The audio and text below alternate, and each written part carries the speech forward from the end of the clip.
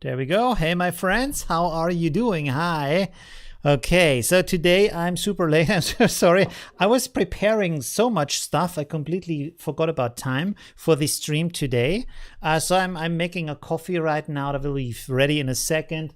And something is wrong with the screen behind me. So it's the the classic mess. Let's see. That's already much better. No, it isn't. If my big head comes into the picture, where is this? It's right here. Maybe move it a little bit back. 1 second. How about now? Whoa. Yes. Well, it's good enough. Okay. Hi. Hey, hi Joe. Thank you for subscribing to my YouTube. What is it called actually? YouTube membership or something? Supporting my channel is what I want to say. Thank you very much for that. That's really awesome. And also, let's welcome all the others in the stream. Hi, Erich from Meidling. Hey, neighbor again. Hi, Delfert from Colorado. Hi, wait a second. I will move this over so I can actually look at you while I'm doing this. There we go. Okay, here we go. So now I can look vaguely into the direction of the camera. Here we go. What was I saying? Hey, Delfert from Colorado. Hey, Pavel from... Oh, my God. No, that's completely wrong. Sorry, I can't pronounce that. Hi Jens from Germany. Hi Joe from Southern California. Thanks again for your support. Hi Timmy, how are you doing? Tell me where you're from. Hi Christian from Quebec City. Hi Frank from New York. Hi Manuel from Romania.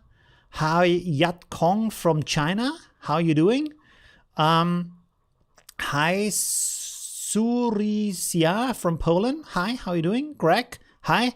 From Mississippi, northern Mississippi. Okay, and now I will pick up my coffee. It's just finished. 1 second. I will be back in a second.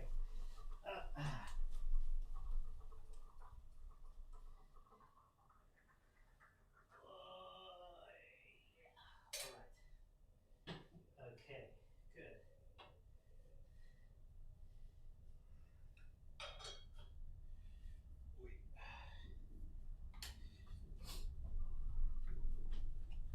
Okay, there I am, back again.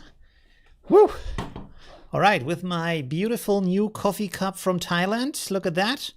Really big. It's aluminium on the inside, so it holds the coffee warm. I still have the other big coffee cup I usually use, but for the moment, just to keep the holiday feeling, I use this a little bit. And then, yeah, that's that. Okay, let's switch the screen here. Also, I have to change the timer. Let me do this first. Let's go here to Streamlabs. Tell me a little bit about your day. How are you doing? What is your later? What? Oh, there's the login. Okay, sorry. How was your summer? How is your summer?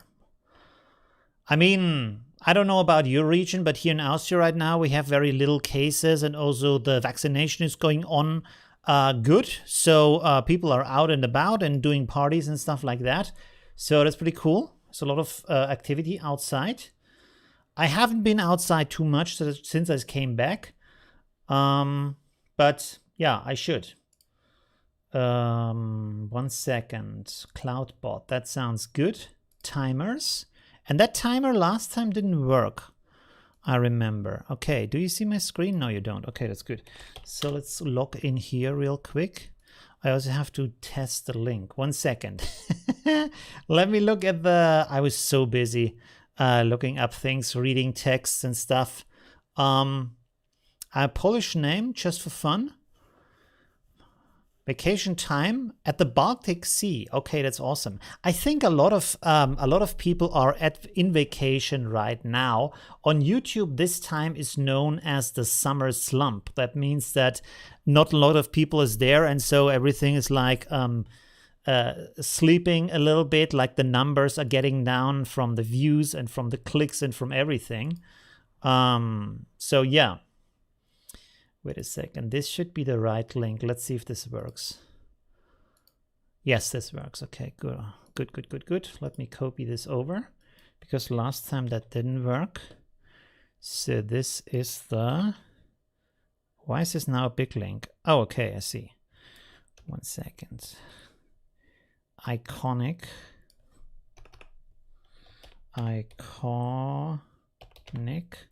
LUT pack. There we go. Let me test the link again before we put that into the stream. Yes, that works. Okay, cool. And then I also will put this as a sticky note. Let's copy this, and then we can close this, and then I want to put this in here. Sorry for the delay. Pin. Okay, so this should be on top now. Good. Okay, so now we can switch over so you can actually see my screen if you want to. 1 second. Okay, how did you like my video from yesterday? It was a little bit more, how do you say, opinionated, and how do you say when a topic is, I don't find the right word. If a topic like has different like sides, you know? Controversial. It's a little bit controversial. That's what I wanted to say. There we go. Let's give me back the chat. The back screen is still looking a little bit strange. That's stupid. Should I push it back a little bit more? Maybe 1 second.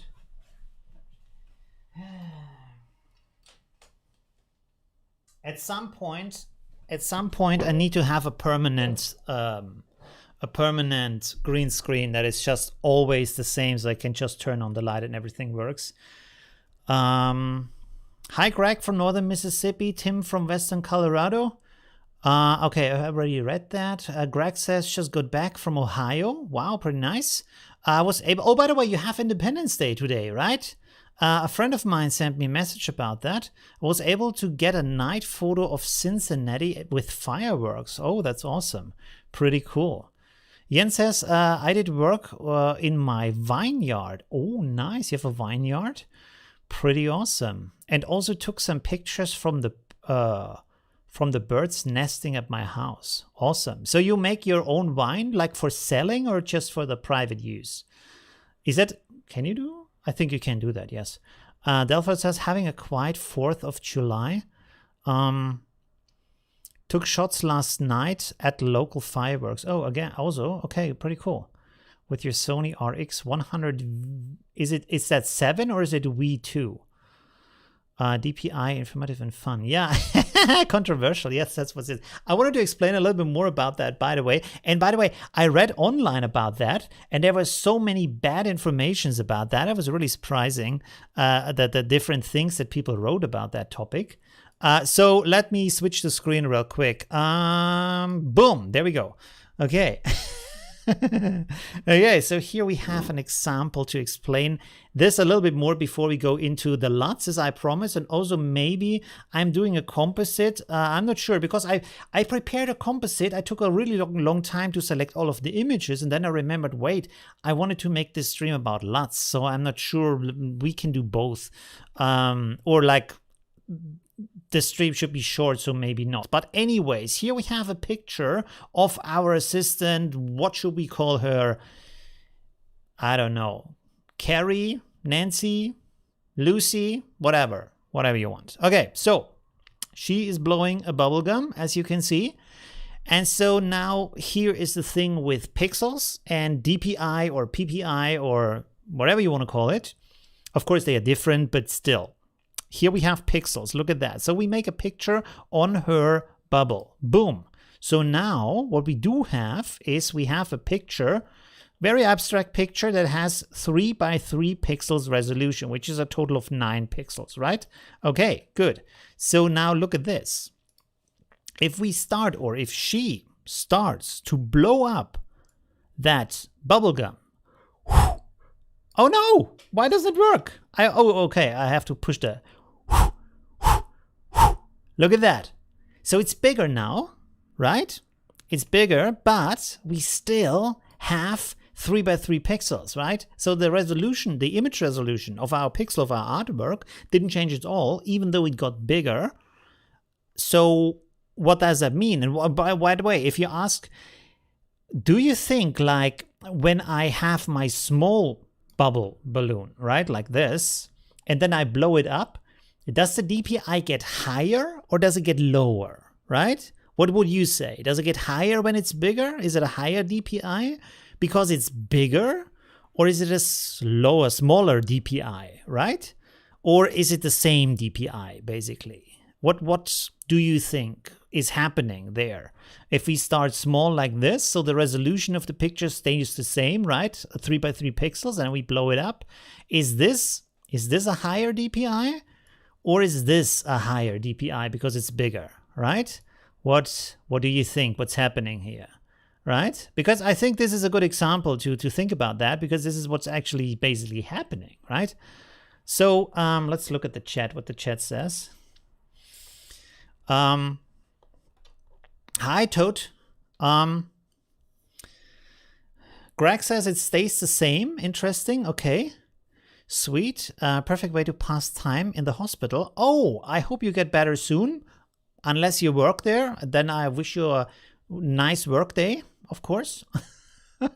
And I hope you're not watching my stream while you're working.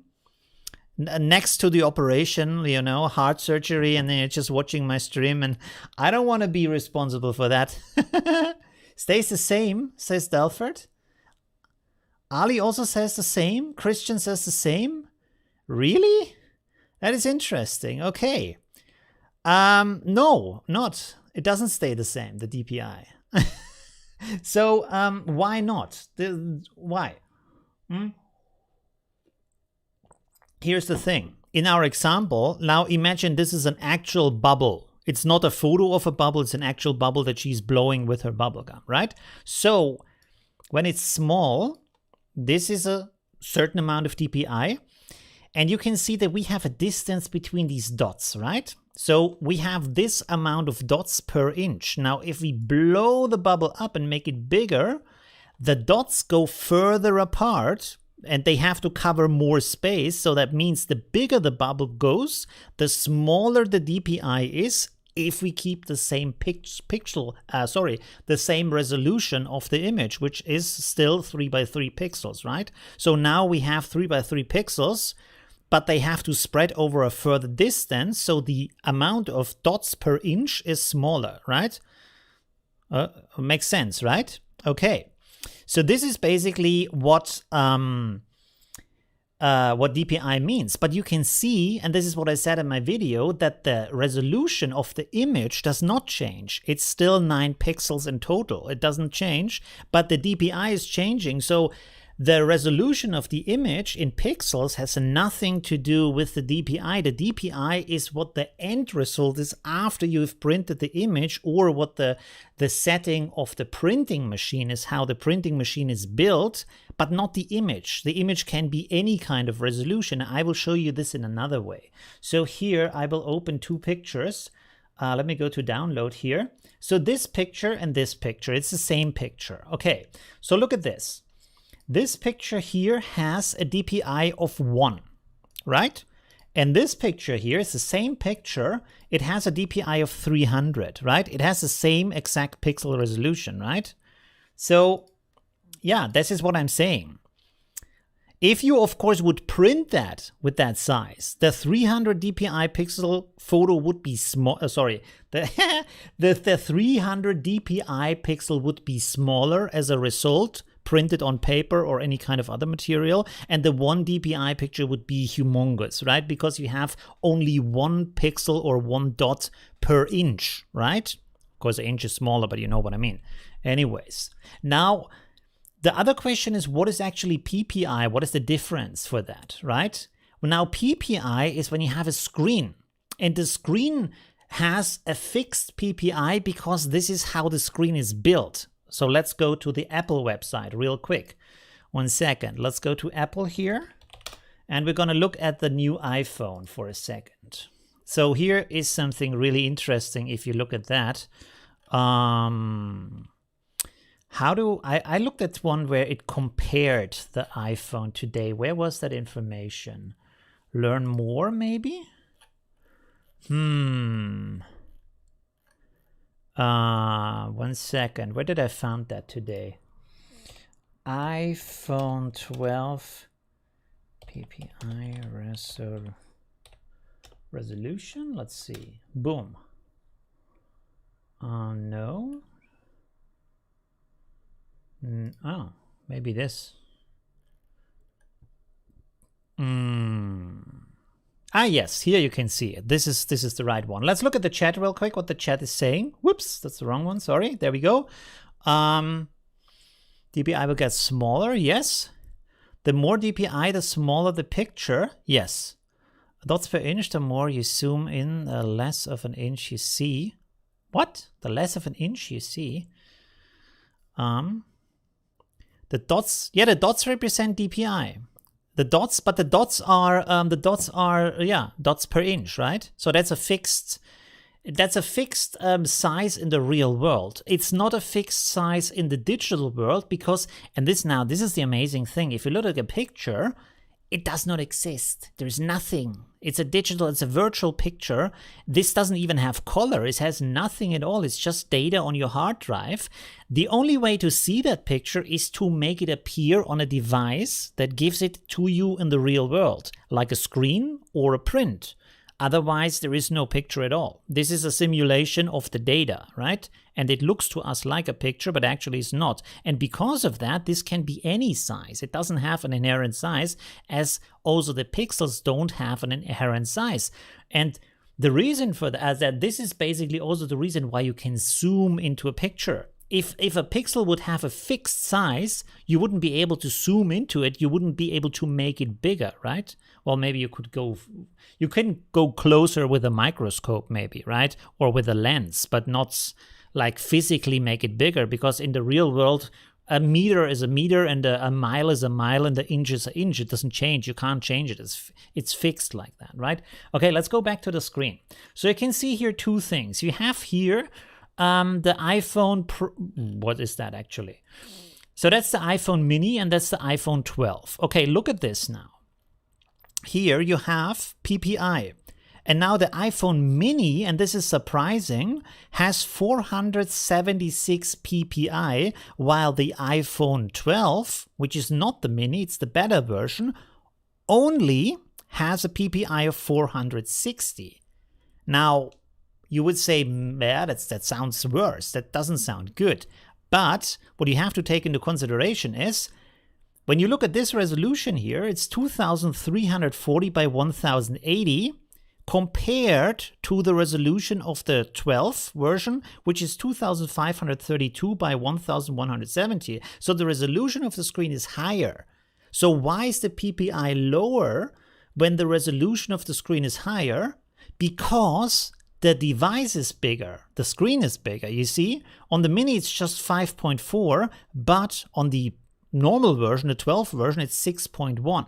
So even though the resolution of the screen is higher, the screen is even bigger than that. And so the relation between the size of the screen and the resolution makes the PPI a little bit lower on the 12 version than on the smaller version, right? So that is what that means. But on top of that, you also have to remember this PPI and that resolution is the maximum number of what the screen can display. You can always display less pixels if you want to. That is that you can have a picture and then zoom into it, or have a small resolution picture and just fill the screen with it. That is possible, but you can never show more pixels than that. Even if the picture has more pixels than that, the only thing that happens is that the pixels are going to be mushed together, so they are re-rendered basically so they can fit on the screen, which is basically what happens here. If we zoom out of the picture like this, it is not higher PPI, it's not higher, we don't suddenly magically have more pixels in this area of the screen. It only shows us, it only displays the amount of pixel we can see. And you will see that if you go close to the screen and look with it with a magnifying glass, you will see that the screen, of course, has a fixed resolution and there is not more to see. It's not the same detail as when you zoom into the picture, right? If you show it at this size, right? And of course, also if I zoom in, you you will see that at some point you see the pixels of the screen. No matter the resolution of the screen in PPI, the pixels are getting so big that you still can see individual pixels. And again, when you go in with a lens, you will see that there is more like screen pixels physically in your screen, but they are just showing the same pixel of the picture because it's just bigger than what the screen can display, right? Okay, so that's basically what's happening, right? But again, the resolution is completely independent from that, right? It's always the same resolution from the picture. This is what I said in my video. And this is also why it does not really matter if you print a file in 1 dpi or in 300 dpi. As long as the resolution is good enough, it's printing. It doesn't change anything about that, right? Okay, sorry. Let's go back to the... If you can PM me here, but feel free to contact me through... Huh? Good questions. Show? I can show. I don't know why this got hidden. Let's go. Any general tips on taking raw photos? I encountered difficulties by unintended parts of my image being blurry. Unintended parts of your image being blurry. Well... It really depends on the depth of field, right? Where the sharpness is. There is, you can look online, for example, there's charts where you can calculate. There's also apps, by the way, where you can calculate the field of depth, where the sharpness is, where the blur is going to happen in your picture. So you can basically calculate that beforehand. So the sharpness is where you need it to be, and then the blur is in other areas. So, yeah, it has mainly to do with the aperture, the opening of the lens, you know, inside, that defines how big the area of sharpness is. So, for example, if you have a 1.4 lens, it doesn't mean you should photograph all the time in 1.4, because, for example, if you photograph a face in like a side view like this, 3/4 or something like that, and you have different distances to the lens. So it might be that the tip of the nose is sharp and then the eyes are blurry, or you focus on the eyes, so the eyes are sharp and then the nose tip is blurry. That can be nice, but maybe you want everything in the face sharp, so you have to use another aperture where the sharpness is going bigger and it covers more of the face, right? So this is how you can control that, basically. But it doesn't really have to do anything with raw photos. It only has to do with the photo process. There was a company related to Capture One, Saha, and they printed in 400 PPI, not DPI, but didn't last long. Ah, interesting. Okay. Yeah, there is like higher resolution prints also. That's also possible. Yeah, it really depends on the process that you use to doing that, right? I think, I'm not actually sure, but I think with laser print you can go higher because like it's light.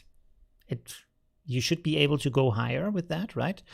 My other message isn't sent. I recently got a first DSLR and enjoying taking pictures. Really? Now? But I don't want to like how do you say, poop on your party. But the DSLR are going out of like, they are fading out the DSLR and the mirrorless is like replacing them. So maybe you mean a mirrorless, but still, I mean, DSLR is still cool. Yeah, here, but I feel it's kind of hard to answer without sample images. Yeah, I figure photography is complicated, but I'm trying learning from people. Thank you very much, Samuel. Raw and not raw has not much to do. Yes, so it's, yeah. By the nature, raws are not sharp. You need to process them. They're what? By their nature, raws are not sharp? Why? That's like, maybe it's the first time I hear that. You can, of course, sharpen the picture more through editing it with contrast and with texture and clarity and all these kind of things to like artificially enhance the sharpness. But the picture should be sharp on its own, I think. The aperture is important, but the actual focus point is the real issue. Yeah, but you can calculate that where the focus point is going to be. On the other hand, I would also say like experience is important for that, because you don't have always the time to calculate these kind of things. Should still be able to nail. By the way, I reviewed an app some months back. Let's see if I find the video for that. YouTube. Let's go to YouTube here real quick, and then let's go to my channel. If you're on my channel, you have this search icon here. They should make that bigger. They should make that more apparent. Anyways, you can go here and photo pills. Let's see. No? Oh, I wrote it wrong. Okay. Oh yeah, there we go. This check out this video here. Hello, my friend. Wow, there we go. From an app, it's called Photo Pills. And with that app, there is a calculation in there. Not only does it calculate where the focus point is and where the depth of field is and all these kind of things, you can also translate that between different kinds of lenses and brands of lenses and also camera types. So that's really nice to be able to do that. Of course, it's not 100% the same between different lenses, because they give you different results, and also between different cameras like small format and full frame and stuff like that. But still, it gives you kind of an average, right? Or kind of a nearest. What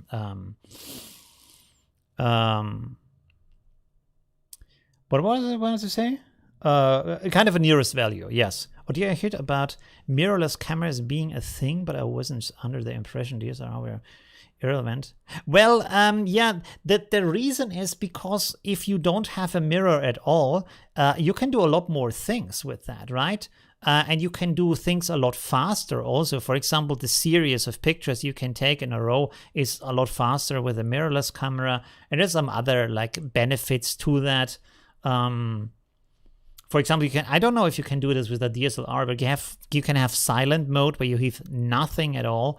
If you take a photo, stuff like that. I think it's also good for filming. So there's a lot of benefits to mirrorless. And also the build size can be a lot smaller because you don't have to have the room for the mirror in there. So they can put more stuff in there and make the camera smaller, I think. Or thinner.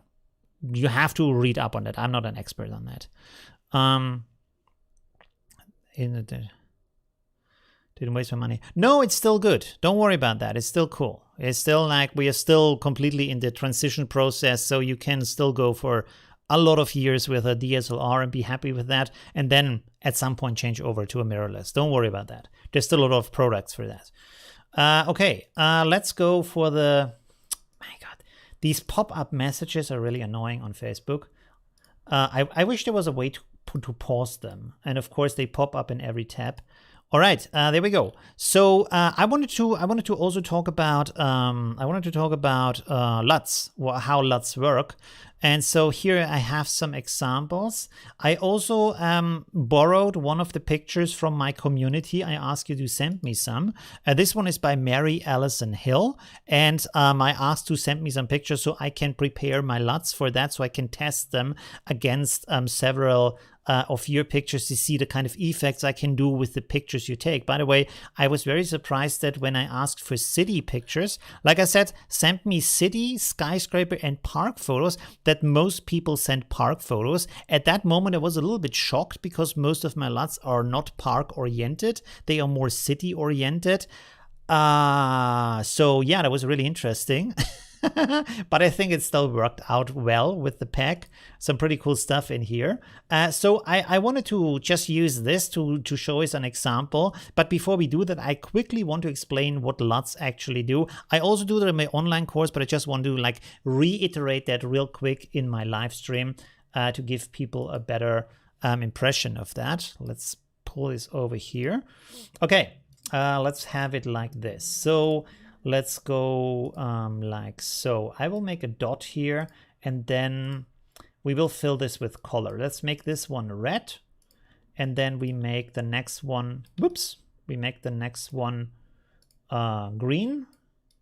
There we go. And then we make the next one blue, for example, right? So we have basically the classic colors of a screen. And then I will simply copy this over to the right side here. Let's move everything up here.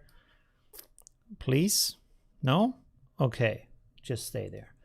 All right, so let's cover this side here, and then I will make an HSL adjustment. Good. Okay, so just to like reiterate what a LUT does, how a LUT works, right? So first of all, let's open up the HSL adjustment. So every pixel that you see on your screen, this is really important to understand that. I can actually open the other picture we had here. Okay, so every pixel you see on your screen, if you look at this, these are individual pixels, right? So every pixel has a brightness, a saturation, and a color in it, right? And this is what we see when we open up HSL adjustment. The hue is the color, saturation is the amount of color in there, and then luminosity is the brightness of the color. So these are the three values you find in every pixel. And now the LUT is going to look at these three values for every pixel in your image, right? And you can always like also check that yourself. If you go, for example, here, let's make a new layer here. Okay, let's go here, for example, and we check this one and click on that. And let's go here, HSL. You can see these are the values, right, that this pixel has. Let's go to another pixel. You can see that this pixel has these values. So all of them have basically a mathematical value in that kind of chart of the possible colors that your screen can display or that an image can have, right, on that bit depth also, right? Anyways, okay, so you can see each of them has different values in there. Now, what a LUT does, it is looking for these values that you've just seen here with the H, which is the color, the saturation, the brightness, these three values, and is seeing and says, oh, this is that red. Okay, cool. I have found that red in a chart, and so now I'm going to transfer this kind of red with this kind of color, brightness, and saturation into a new value. And this is what then the LUT does when we say, okay, this is the LUT. Let's move this over. You can see suddenly now this red is this kind of blue, and this green is this kind of red, and this blue is this kind of green. But the difference is there is not just one HSL adjustment, there is an HSL adjustment for each color you can find in a picture. So hundreds of thousands of them, right? So you have a very long list of input values and of output values. Well, the output, yes, that's it. You have a very long list of input values, of output values, and it says, okay, if I find this specific red, I'm going to turn it in this specific blue, right? So with the green, it's going to do something else. So it can be that the green also ends up as blue, and it can be that the blue is unchanged because of the settings that go into a LUT to make this kind of change, right? So this is basically what a LUT is doing. And the importance for that is because at that point, you need to have certain like colors and saturations and brightnesses so the LUT can react to that because it's searching for these values in the picture, right? So this is really important when you then start to adjust an image, right? Because, okay, we can retire our assistant here. Let's now go to the picture from, who was it again? Mary Allison Hill. I hope it's okay that you take your picture for this presentation. Okay, and let's go here to adjustments, and then we go here to one of our fake park images, like so. You can see here, so that looks pretty interesting. So we have these fake infrared images that you can do. And for example, this one and this one, they are a little bit faded. And this is cool. You can go like that if you want that to happen. But if you want to adjust that, what you can do is now you can go in between the LUT and the image and adjust the values. And a good way to do that is to do it with a curve adjustment and to do it with, for example, a color balance adjustment to change the input color that goes into the LUT so the LUT can output different values, right? As I just explained. So let's go here for a curve, and you can see now if I pull down here, we get different values. And it's not just getting darker. This is the important thing. It's not just getting darker. Look at the door here. Look at this part here. You can see it's not really getting, it's getting a little bit darker, of course, but it's also getting a lot more pink in here. So the saturation is getting a lot higher in that area because this is what this kind of input value would do with our image. So by just pushing this around a little bit, like so, you can see if I push this up, I have a higher contrast, and now I have a completely different result that has a lot more saturation in it and just gives us a nicer result in the end, right? So this is one thing to look out for if you have a LUT and the result is not very satisfying for you. Go in here and use, for example, a curve adjustment or use a color balance adjustment. I will show you the color balance adjustment based on this image here. Let's delete everything here. Okay, let's go for the chat real quick before I do that. A nifty 50. Oh yes, they are good. They are good for a small size camera, like a small sensor camera. What are they called in English? Like you have full frame and then the other one is small frame, or what do you say in English to that?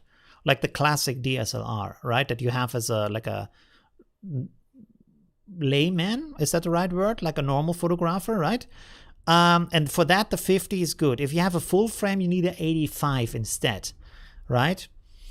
And they don't completely like give you the same result. They are similar, but it's still different. And for example, I hate to photograph with a 50, but I love to photograph with the 85. It's just different in how it handles, how it feels, the results you get. It's just like, I don't know why. It's just like, I really love my 85.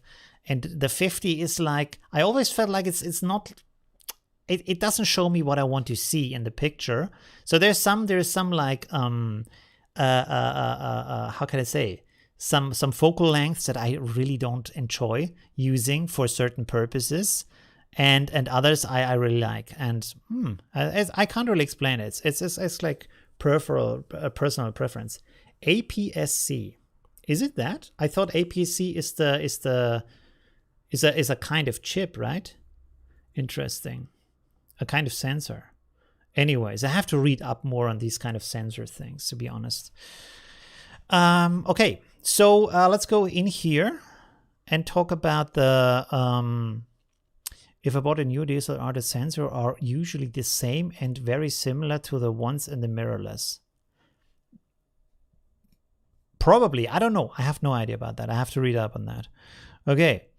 And by the way, sorry, like I shouldn't have even gone into that topic of mirrorless versus DSLR. It's like just, I don't know, sometimes I talk too much. Anyways, let's go back here. Okay, so you have this picture here, and let's go to our adjustment again and use one of these night lights here. Let's use the first one. This is also nice with the orange, and then we have this one is a little bit more pink. But you can see here that the pink is not very interesting, right? It's a little bit like shallow and faded and meh. And by the way, I copied this picture from the internet without downloading it. Maybe I should download it because the resolution is a little bit low here. Is it still open? Yeah, there we go. Let me download that real quick so we have a little bit nicer picture. This is what I prepared for the composite, but I don't think I'm going to do that today. Let's open this up here real quick. Where are we? Where are we? Stream, and then week 26, materials. Boom, there we go. Okay, this looks a little bit better. By the way, what do you see here? These big blocks, that is compression fragmentation. That has not really much to do with the pixels. You can see here that the pixels are finer than these big blocks, these big chunks that you see here. And that is like just from a high compression that is used on the website to save some space and save some like data transmission. Okay, let's go in here, use this again, and you can see, of course, same result. So again, what we can do here is we can go, again, in between the image and the LUT. Not on top of the LUT, but in between the image and the LUT. Really important, is a huge difference. Let's go here, curves, and then we can, for example, push this a little bit down. We can move this a little bit up, or let's move it to original position. And already we get some nicer values here. But what we can also do is now I'm going to go here with color balance, which is a nice way to tune colors. And you can see now, if I adjust this, I get a different output. So for example, if I go over here more cyan, the output is also a little bit more aqua from the tone. And when I go more red, then the blue here is going to look different from the output of the LUT. Again, this is about the output of the LUT, right? So let's move this around here a little bit. And you can see if I move this over, I get some nicer values in here. And by playing around with these settings, you can adjust the output of your LUT in a way that is more to what you're expecting in your image, right?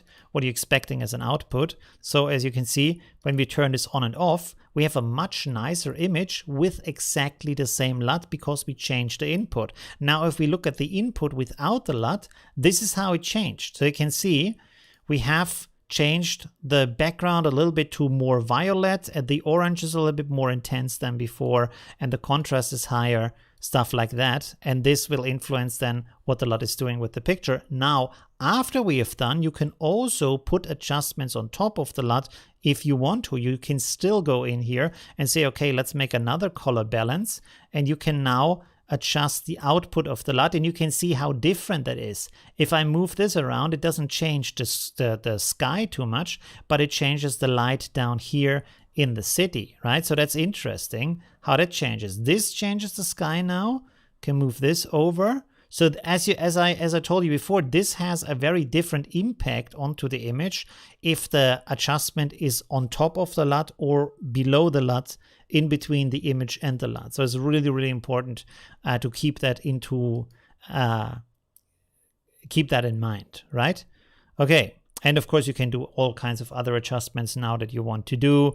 You can also do like vibrance and stuff like that. Anything you want to do with the picture to adjust it to the kind of taste that you want to have, the kind of result you want to have. And this is a very easy way to make LUTs look better if the result doesn't really satisfy you from the picture that you put into the LUT, right? So it's really important to keep that in mind because this is the biggest problem with LUTs, also often with presets, for example, for Lightroom, stuff like that people think, well, this is a one-click solution. I just applied and it has to look like I've seen in the advertisement. Well, that's not the case because the advertisement or the original LUT or the original preset is based on a certain kind of image. I'm usually making a canvas that has, for example, 6 different images in there. So I have a variety of photos and I see the effect on them at the same time with the same adjustments. So I can kind of average it.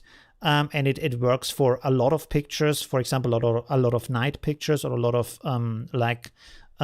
park pictures where you have similar kinds of green or similar kinds of, for example, in most night pictures, you will find this kind of orange and this kind of like blue in the picture, stuff like that, because this is simply how we light our cities around the world. We all have these kind of light temperatures for our like white or orange light in the night, right? So you have a certain similarity.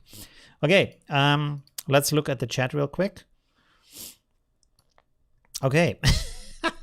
Again, I'm talking so much, nobody's saying anything anymore. All right. Okay. Yes. We have our challenge for today. Let's have a look at that. Oh, by the way, this is what I wanted to do today. I looked for some interesting ideas, and this like really stood out to me as an interesting portrait idea. So I prepared all the elements for that. Maybe if we go quick through our, not quick, but if we like finish our, if we have finished our review of the weekly challenge, I can start working on this. Looks pretty cool. It doesn't look very hard to do. I think the main thing is to select all of the elements. By the way, it's super hard to find things that are photographed from the top down.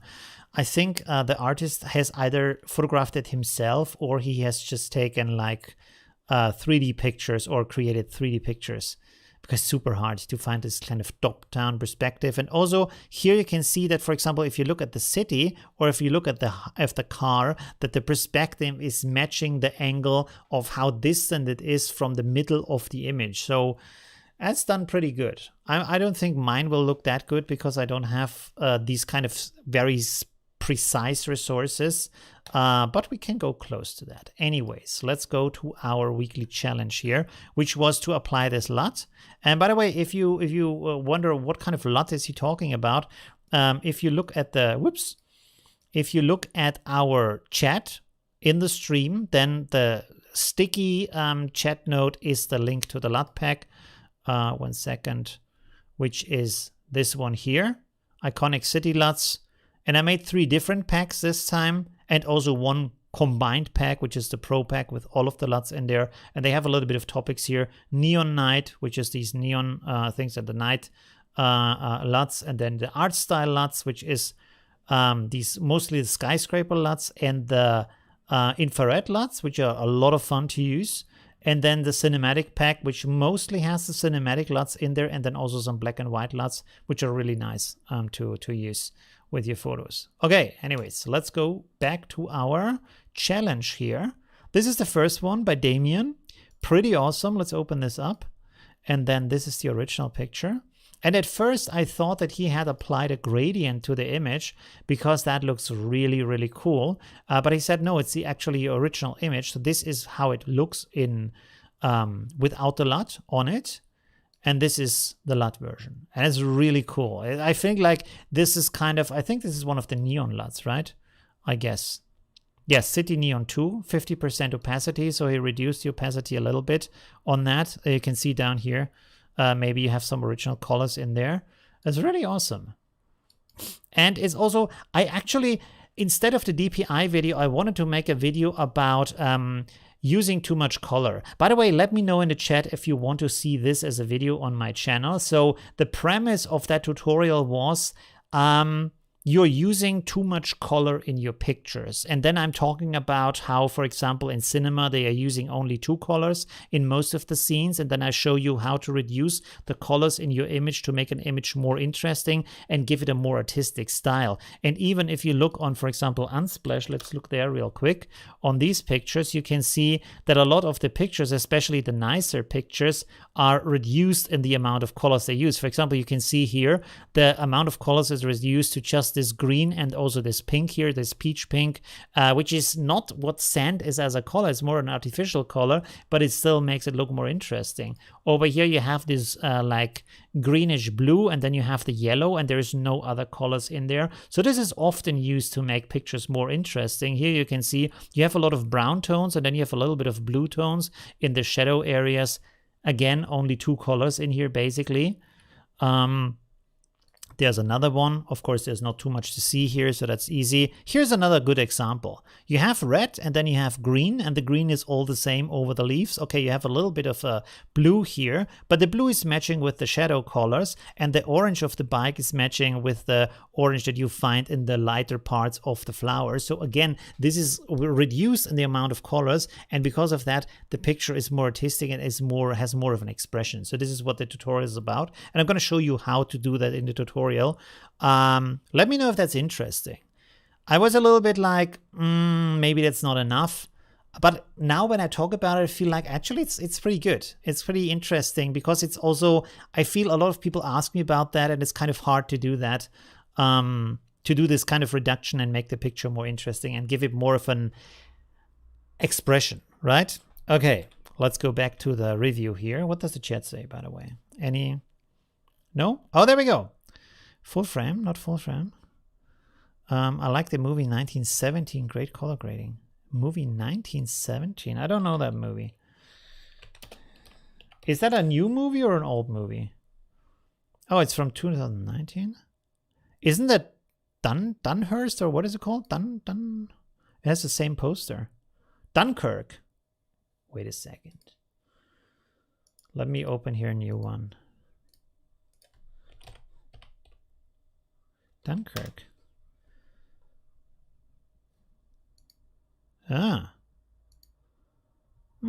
That's actually different. But you can see, like you can see here from these colors, this kind of eerie blue-green, and then you look here, and you have also this kind of eerie blue-green in that picture. It's kind of like an expression of like if situation is kind of desperate and dystopian and like not that great, you often have this kind of color. Look here and here, it's kind of this like desaturated bluish green, desaturated bluish green, right? So that's often a thing, because of course we transport also emotion through color, right? You really have to look when you watch Netflix or any other thing. It's a really good way to learn about colors and images and stuff like that. And you will often see that, for example, in one scene, the colors are faded and kind of like darkish and depressing, and then the character goes into another emotion and the colors are like getting warmer, stuff like that. For example, the actor is stepping out into the outside, or he's turning on a light and suddenly he is in warm light, right? So that's a really important part of storytelling. Okay, anyway, so this is pretty cool. Very cool work. Damien, I really like the gradient here. You could use that as a book cover, I think, or like a design cover for something, right? Really nice. Okay, whoops. Oh no, I closed the... Oh, there we have it. Okay, it's always good that I make this a sticky post because I would lose it otherwise. There we go, Brooklyn Bridge. Wow, okay. So this is the new version, very nice. A little bit like on the heavy side maybe, but if you like that, it's pretty cool. And this is the original. But you can see how with artificial colors it's getting more expressive. And by the way, you can also, well, with a LUT you can't actually do that, to paint in color. I was saying you can actually paint this out here a little bit, but you can't. This is the unedited photo. Yeah, it's very nice. I feel like it's if it has a little bit less saturation, that would be better for this photo specifically here. But if you like that, it's pretty cool still. So really nice. Did you do some other adjustments? I don't think so, right? But very cool. And you can see how the sky and the city is now very much visually separated from the bridge. The bridge almost looks like it's cut out, and this is kind of painted in with artificial color. So it's pretty interesting. It has a completely different look, right? Very nice, very cool. Okay, let's go on to the next one. Ooh, tree. Okay, interesting. I find it interesting that you often apply my LUTs to completely different pictures. Ah, okay. So because there is a lot of fog here, as you can see, the LUT can't find the colors it is looking for. So you can see that it is turning into violet, and you have these stronger pink colors down here in that area, but it's not having this kind of classic infrared, rather saturated look that you find online when you Google infrared pictures. So let's copy this over here real quick. You can go in here. And then let's go here for this one, for example. I think this is what you applied. And again, like I said before, for example, try a curve adjustment, because that's often very intuitive to use that. And you can try a little bit. Let's see. Can we get anything more out of this? Maybe if we move this over a little, move this down a little. Well, that's a difficult one. Let's see if we make it a little bit more vibrant. Does this do anything? Well, let's go with the color balance here.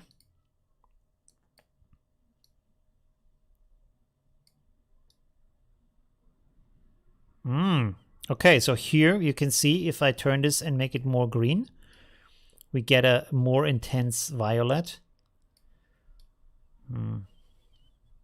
Yeah. I feel like this, for example, look at that. I feel like that is maybe better. It looks more like what you would expect from this kind of infrared image. You see all the values down here that you have now? And the different kind of shades. There's a little bit of this kind of faded, like bluish violet, and then some strong pink in front of that. And the pink is fading out into the sky, into the fog. So that's actually, I think that's maybe a better way, because here it's very like non-existent, the result, because there's just not the colors in there that it's looking for. And when we now look, when we turn off the LUT, you can see now that through these adjustments, what I've created is that here the green has been more intensified, and also the brown is more intense now. And this is basically what it's based on for a park photo, that you have these the blue values from the sky, the brown values, and the green values from the nature. And this is what it's reacting to. We can actually try here to also create brightness and contrast adjustment, and then make a higher contrast, a little bit more brightness for these values down here. You have to, of course, be a little bit careful not to overdo it, because otherwise you get like strange like fragments and color banding and stuff like that. Let's see. So you can see this also makes it a lot more intense. And often this brightness contrast adjustment works different than the curve adjustment, gives you often better results, interestingly enough. In the picture, you can see if I turn this on and off, you get a lot more color. It, of course, depends. Do you want that? Don't you want that? I feel like this is already pretty cool. Or we can just like turn it down a little bit. Like so, for example, that might be good. Depends on what you want to do with that, right? Okay. Right. So pretty cool. Thank you very much, Sharon. Very interesting. Did you also do some other effect here? I feel like you did a little bit of a bevel effect. So you can see like the lines, they feel like they are a little bit pressed into the picture. Or is it like just my imagination? You see like these white dots, they seem to stick out a little bit of the surface. I'm not sure. Anyways, thank you very much, Sharon. Sabine? Oh, okay. This is a very slight adjustment here. Let's have a look here. So this is the adjusted image. Very nice. Really like it. Very warm sand and nice blue sky. A little bit of this aqua tone in here. With the City Night 7. It's really interesting that you apply these, like, of course you can apply them to whatever you want, but from the name, I like they are specifically made for a certain like source image. But as you can see, they can still work on that. So this is the original image. Very interesting. With some edit in Affinity. Okay. And this is with the LUT applied. Interesting. Mode, multiply. Multiply. This is also something you can do, by the way. You should try it out with LUTs to change the blend mode. What I mean by that is if you go in here, you see we have this LUT here, and you have the blend mode down here. So you can change this to other modes, and this might give you really interesting results. For example, this one, color burn. That looks pretty interesting, right? That looks pretty cool. Or this one, linear burn. It looks like a painting more, right? Pretty awesome. I mean, this could be like a print on a cup, for example, or like on a shirt. Nice. So yeah, try with the blend mode. You can get some really interesting, unexpected results. Okay, let's go back here. Thank you very much, Sabine. Pretty cool. Let's close these two. Oh, and there's Marcus. Oh, this is already the last one. Okay. Oh, it's so warm here. I have to close the windows in my room so there's no outside noise. Oh. Wow. Okay, interesting. Very nice. And this is the original picture.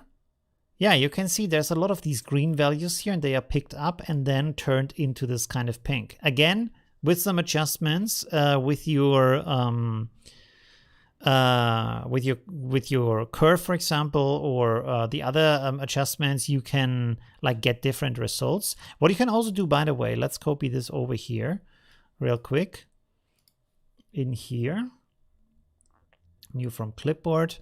Let's apply a LUT here. It's probably this one. Yes, it is. Okay, cool. So what you can also do if you want to is that you can, for example, you can also do dodge and burn if you want to. You can also go and, for example, say for the curve, I want to push this down a little bit, and then you can invert that layer, so it's not visible anymore. And now I can paint in these values onto different parts of the image. Yes, like let's go like this, for example. Let's set this to white now. As you can see now, I can, for example, say I want to paint this in here into the back of the image a little bit, and then maybe also a little bit over here, and then a little bit over here, and then maybe a little bit here, and a little bit here. I'm just doing like random stuff right now, just to show you a little bit of an effect here. And you can see now that I've done this, that this is applying our curve to certain areas of the image, right? And so giving us different results in these kind of areas. And with that, for example, I can make the picture a little bit like different from, for example, that it has a little bit more detail in it, and this also creates depth in the picture. You can see, like for example, this one, as it is right now, is nice, but it looks maybe a little bit flat because everything is very uniform. But now if we paint in some different shadows and some different, I didn't really paint in highlights, but with the shadows, you can see that we get a little bit more of depth and of surface structure in the image, right? And so this can help make the image also more interesting, right? Okay, that's it. Good, there we go. Let's close this also. Wow, okay. What does the chat say? First, what? I mean, what? Can you show us how to reduce the number of colors? No, it is in the first. Oh, yes, it's in the First World War, of course. Yes, that's true. 1917, that makes sense. But not many colors used. Okay, interesting. First World War, I mean. Ah, okay, okay. Yes, yes. Mm-hmm.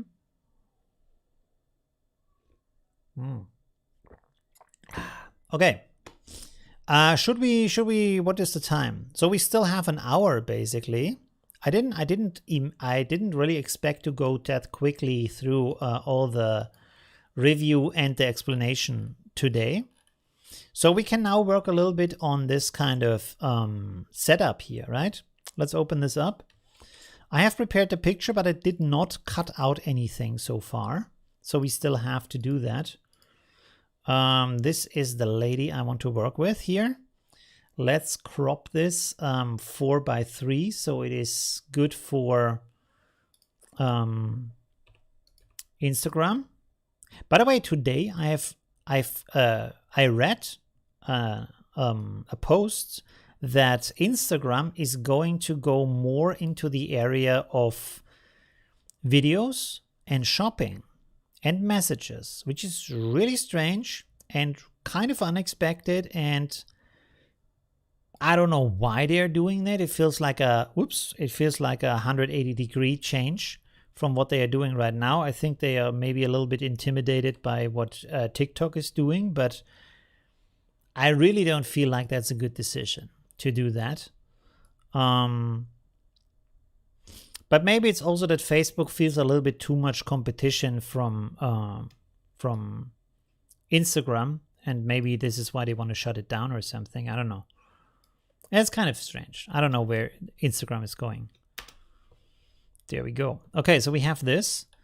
And then basically I want to remove the shoulders here, because the other one is kind of fading into the ground. Basically this is cut here. Maybe we can leave this for now and work on these details, on these blocks. So this is a good question. Like, yeah, we can actually just draw out these help lines here. How is he splitting up the head? Let's look at this. So this is why it's good to take inspiration from other artists for your projects, because you can see how they solve different issues artistically, and then you can learn from that and apply to your own pictures and learn for the next time you're doing that, right? So this is why recreation of other art is a very important part of learning how to do art. So this should be the same width here. Okay, good. All right, so we have this. And then do these blocks need to be the same size? I don't think so, right? It can be any size. Okay, so let's first take the camera maybe. Where's the camera? Here it is. Okay, cool. Let's rotate this actually I want to have it like this, but the other way around maybe. But I don't want to disturb the number. Let's make this transparent like so. And then we can move this down here. And let's see what we can do with that.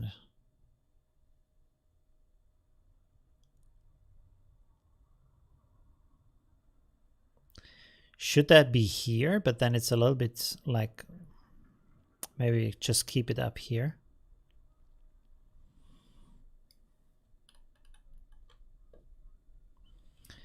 So the question, should this be smaller or not?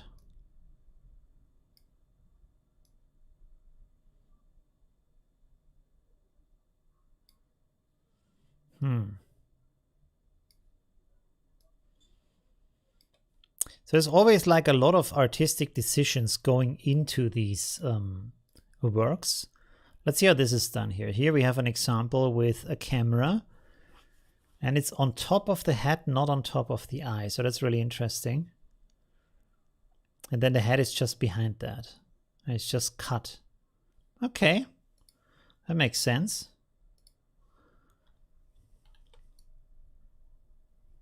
So it's basically going like this. And then we still have to select this. Let's maybe create a mask for that. And you can use the chat to ask questions and such. Don't worry.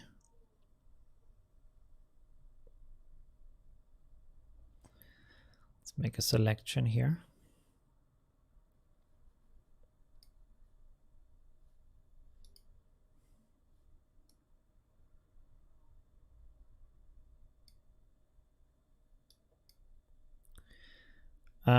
Where's my selection window? There we go. Let's see, black and white. The border width here. Smooth it a little.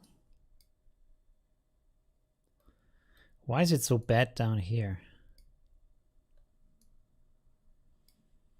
Maybe because of the shadow.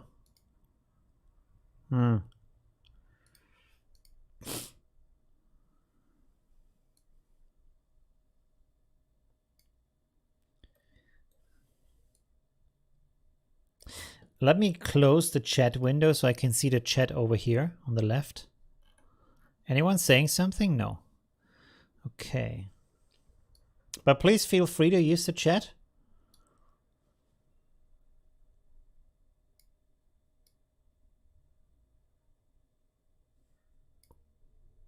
Like, for example, with LUTs, what are you using LUTs mostly for? And what kind of LUTs are you using usually for your picture? Like, what kind of things are they doing to your picture? What kind of things are you looking for in a LUT? Let's apply this, make a mask out of that so it's non-destructive.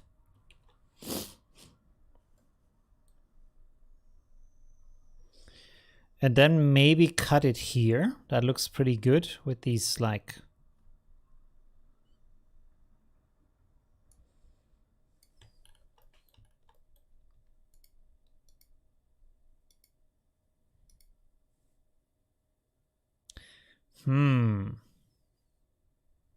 Well, we can cut it here for now and then see in the future. Should I cut it straight maybe, right?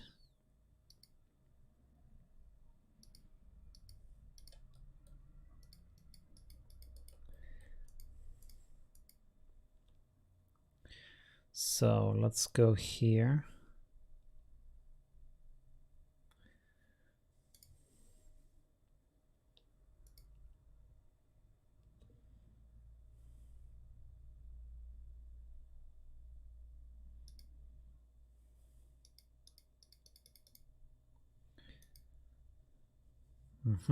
Okay. Subtract this here a little bit.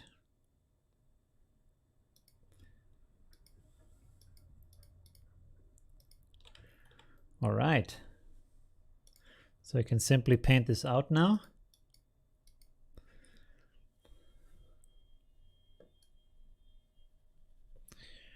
There we go. And we have this in the background here. And so now basically it's also a question of painting in the shadows.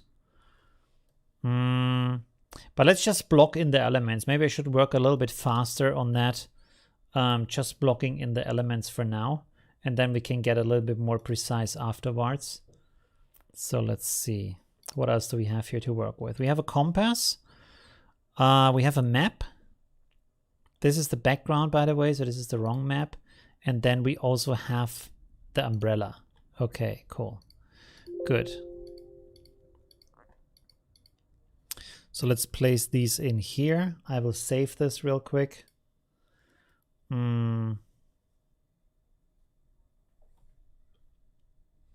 Adventure face. Okay. Let's just call it like that for now.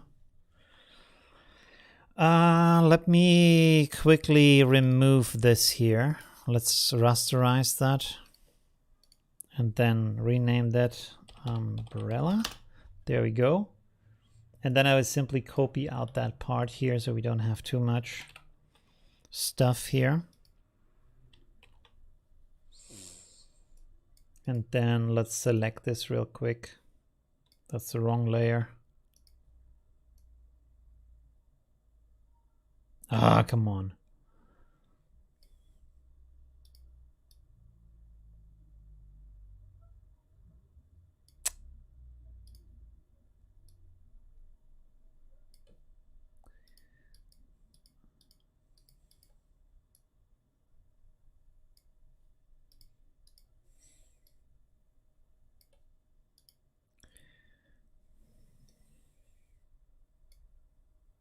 Okay, anyways, let's apply mask here. Good. I will refine that later. I just want to block in some elements. So I thought this could be like here on the side of the head, maybe like so. Or in another way. Let's just put it here for the moment. And then also we have this compass here. Let's maybe also rasterize this.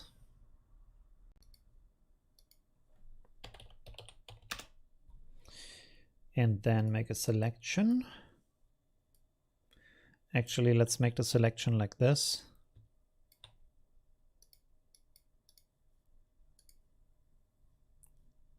What just happened? Oh, okay.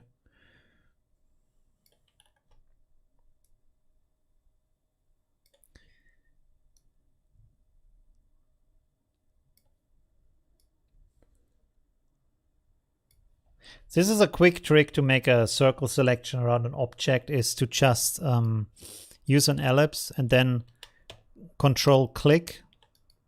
Doesn't work right now. Control click, this is what I meant. And so you have a selection right now around that area, and then you can create a mask. So that's pretty easy.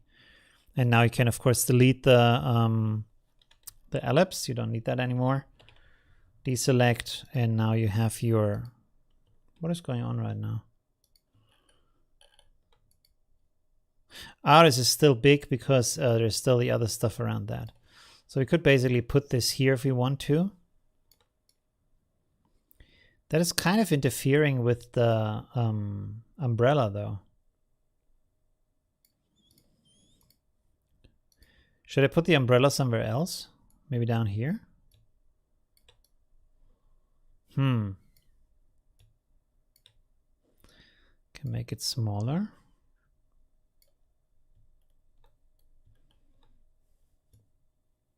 Of course, we need to add some more color to everything.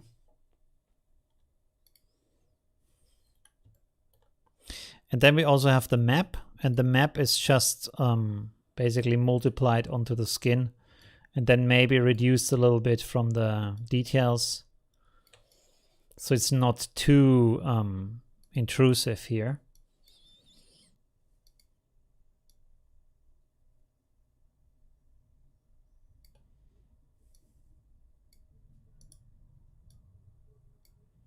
Come on.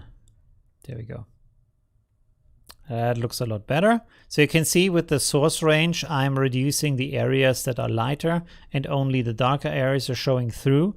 And so with that and multiply, I can have something that lets the skin still show through. It's not too extreme. And I can also, like, for example, reduce the opacity to make it less intense, right? And then we simply have to like paint this onto the face, right? On a different and on a certain part of the face, right? Make the umbrella like a little hat. I was thinking about that, but then it probably looks like a yarmulke, right? So that's probably not like a... that looks... not like... I don't know. Maybe... I don't know. I know what you mean. Or maybe sideways, so it's not like... But still... I mean... I mean, yeah, why not? As a little hat on the side, that could be interesting. It's maybe a little bit too goofy, too fun, but still it could be interesting, right?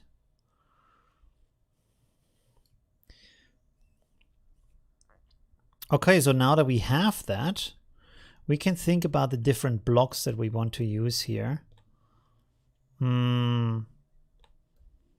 For the face, right? Let's give me a rectangle here. Maybe put it like this and then have another one down here that's a little bit longer, like so. On the side.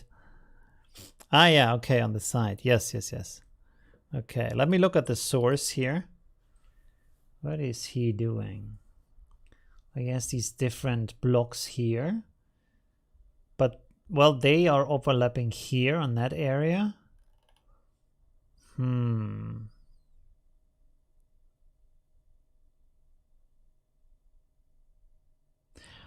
Oh, we actually have to split up the hat to make it a little bit bigger and smaller. I didn't think about that, to be honest.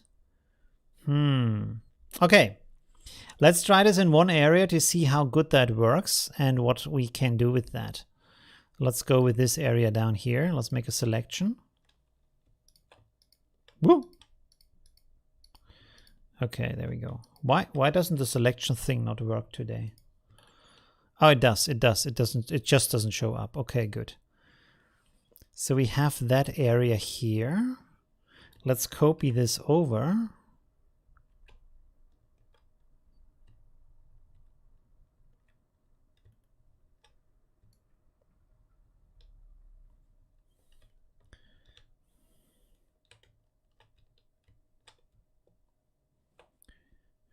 Is there really no... Oh, okay, okay.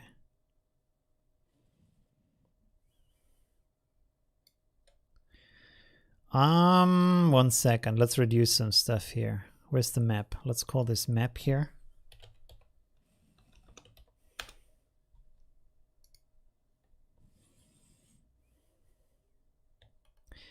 This is actually more complex than I thought it would be.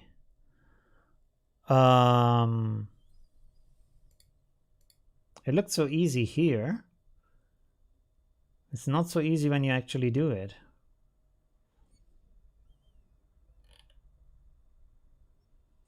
Are these parts actually bigger? Or do they just look bigger? Like here it stands out a little bit. But with the nose, it looks like the nose has exactly the same size, and also the eyes have the same size. So I think he's tricking a little bit. Also with the chin, you can see like the chin is kind of the same. Also here. Also here. So it's basically just happening here where the hair is. I think he's pushing in some areas rather than making them bigger. And the rest is just like this kind of shadow and light play. It's not actually further away. It's not actually smaller or bigger, right? Let's copy this over real quick. Let's have a look here. So if we look at these lines here,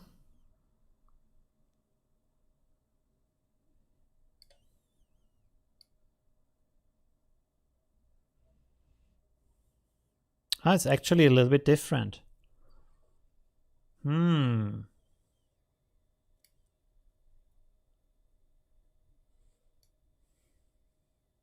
Is it? No, it isn't.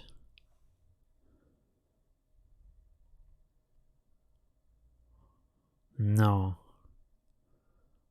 No, they are on the same level. Look for the nose.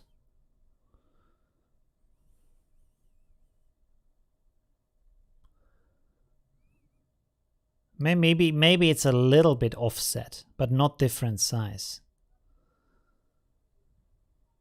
Looks the same. Looks the same. Okay. So basically we don't have to resize this.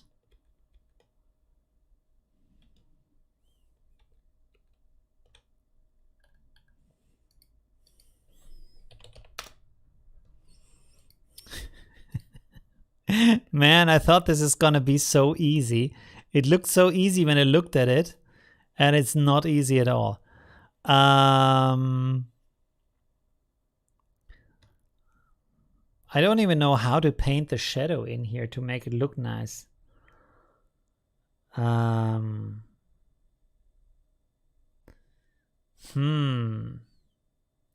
would be a lot easier with a 3D model that already shows you the shadows.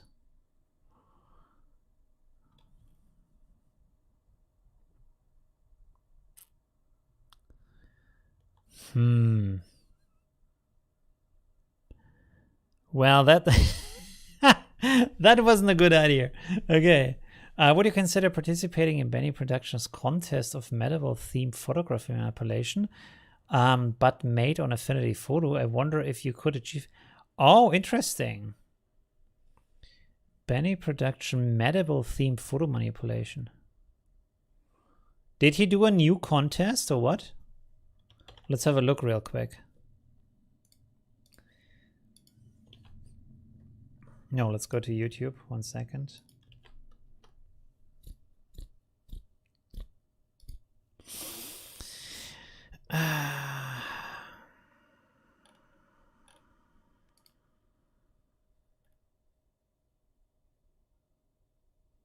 Is it a contest? It says here Speed Art July theme intro.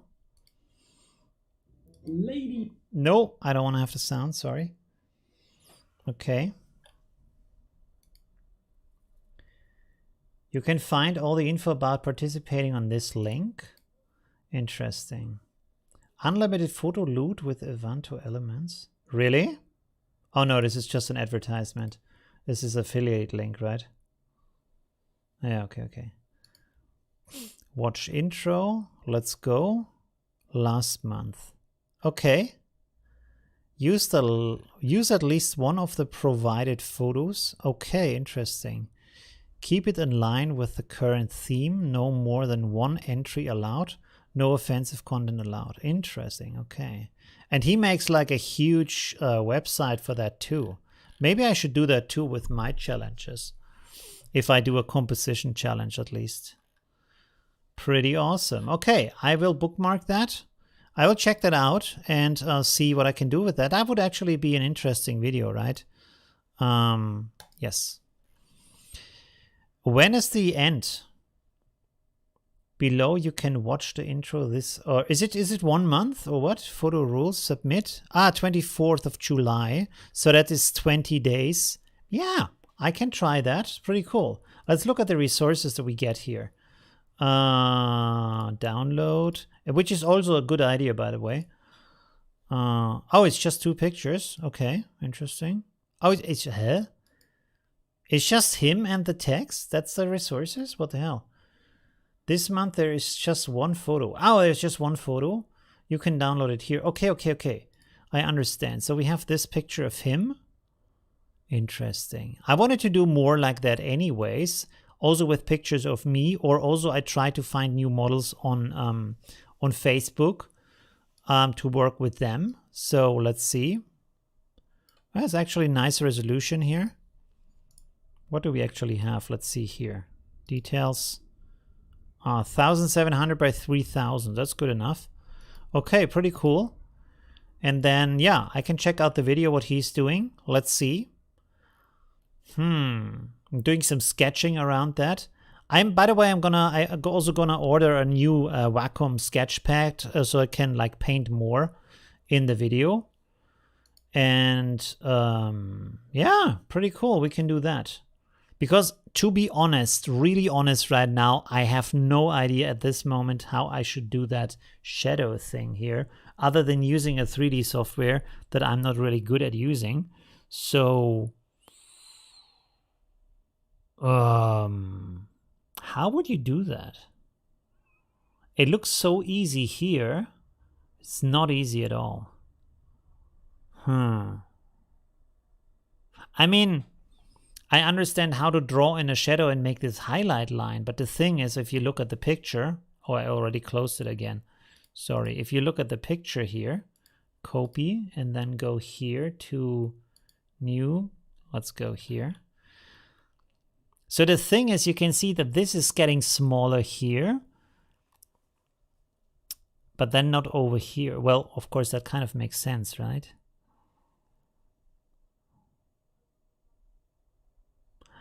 Oh, look at that.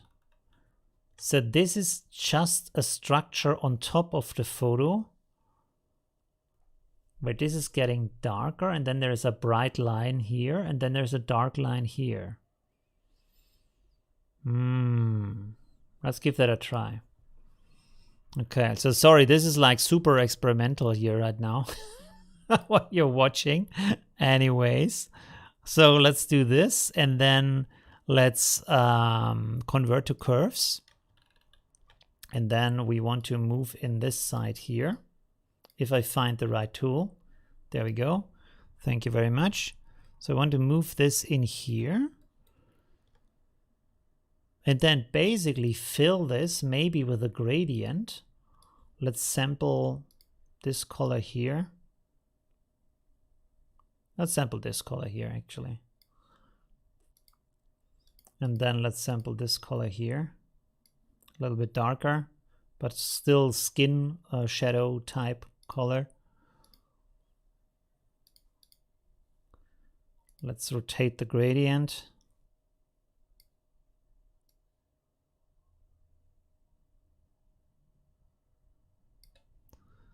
No, wait a second. It has to be the other way around, right?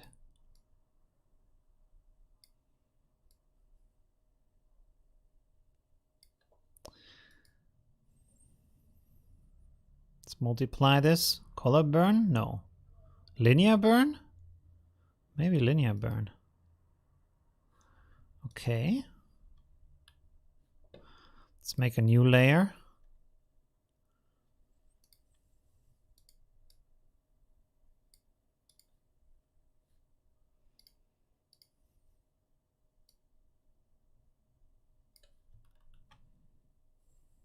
I think this is too big.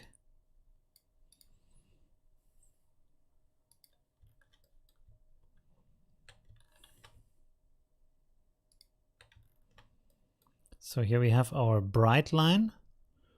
And then let's go with just black here, down here.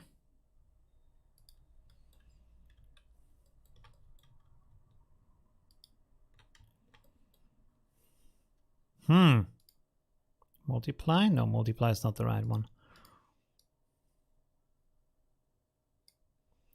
Well, it's actually not too bad.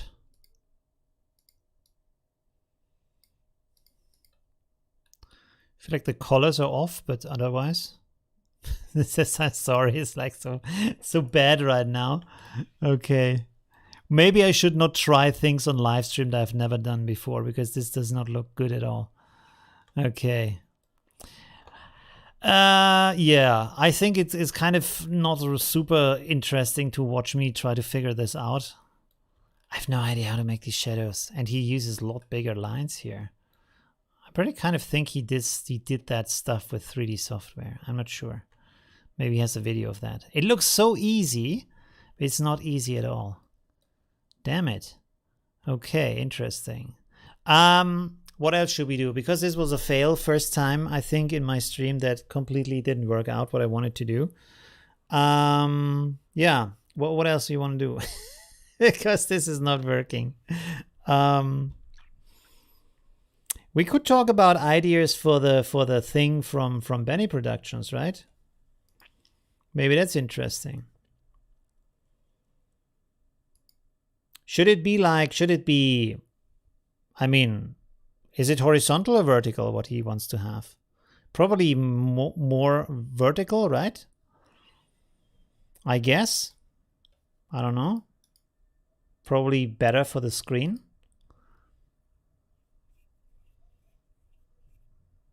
Yeah, let's go with this. And then just put his image in here. We can play around with that a little bit. Let's just come up with some ideas here. And then I can work on that over the next 20 days. If I find that, there it is. Okay. So here we have our dude.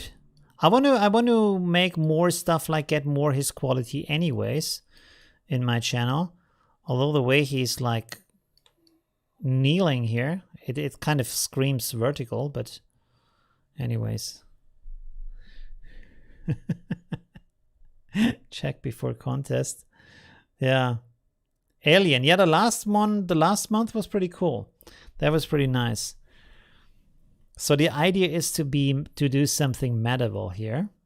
I mean, I like what he's doing in his original thing with the like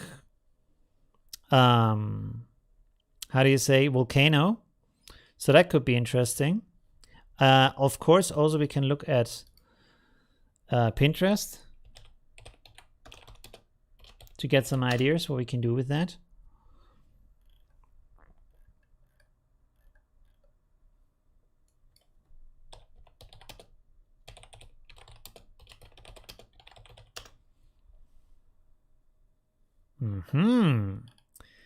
Okay.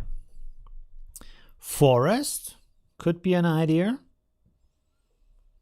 Dragon. Question is where we find a good dragon picture. He could kneel on a lake. Man, I should have brought my artboard. I can't draw right now. That's the downside. And I don't think I have the driver installed for the artboard. But let's go to Unsplash here real quick. Unsplash.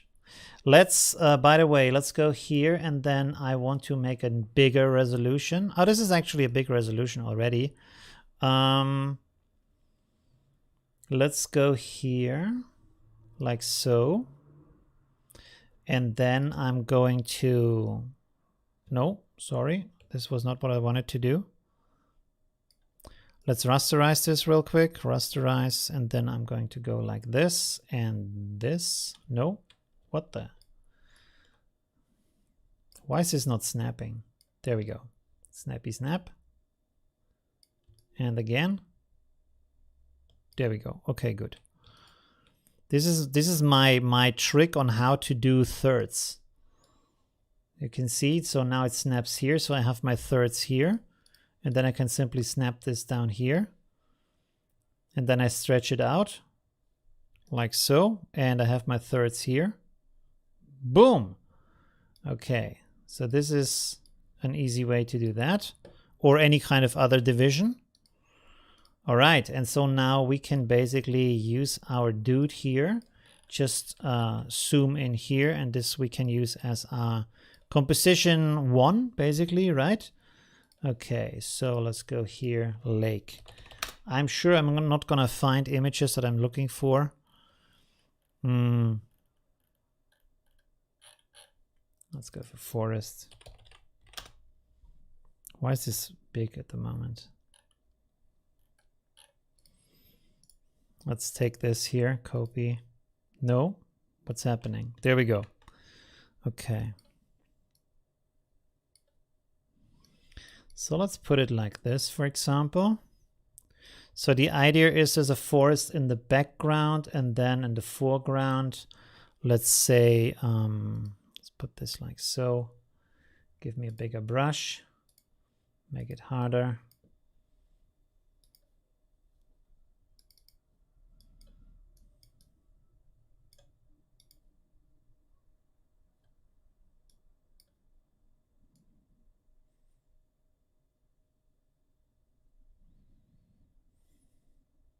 Okay, like so. Then we have our dude here. Copy him, flip him. No, that's the wrong flip. Vertically. So a little bit like this. You know what I mean? So we have basically, he's like kneeling on a lake side. Is this not rasterized? Let's rasterize this real quick. There we go. Okay.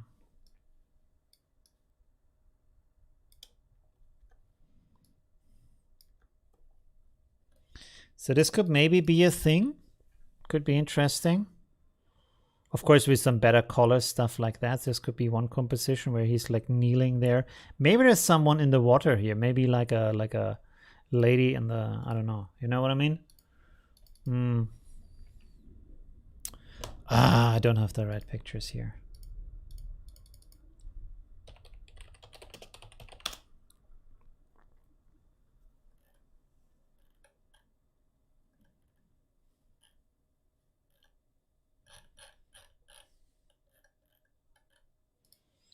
A little bit like this, but different. Why is there no other versions? What's going on here? Usually it just suggests more versions, but this doesn't.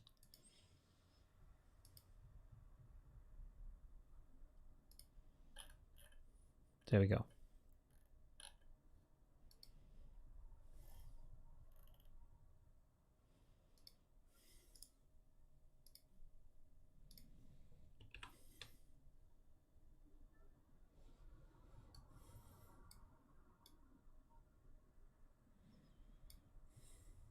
The hell? What is going on? Sorry.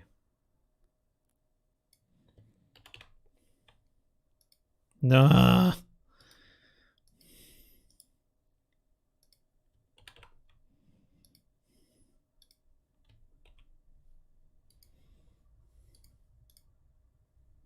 So this might be interesting as a theme, like so. He's kneeling, there's a water, there's like this goddess or damsel or something swimming in the water here.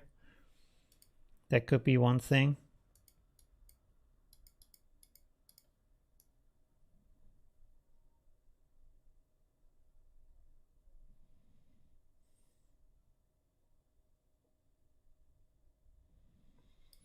Anyways.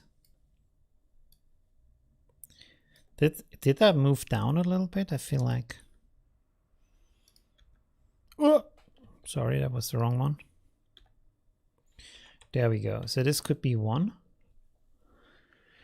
What is the chat saying? 1 second. Trippy, the Lady of the Lake. Ah, yes, yes, Lady of the Lake. That needs more time and preparation for the composition thing. No, I'm not doing the challenge now. I'm just thinking about different kind of ideas what could be done with that. And the other one with the picture, that looked nice and easy, but it completely was not. So that was a complete fail. But well, sometimes things don't pan out. That's okay too. Volcano. We can do something like that, right?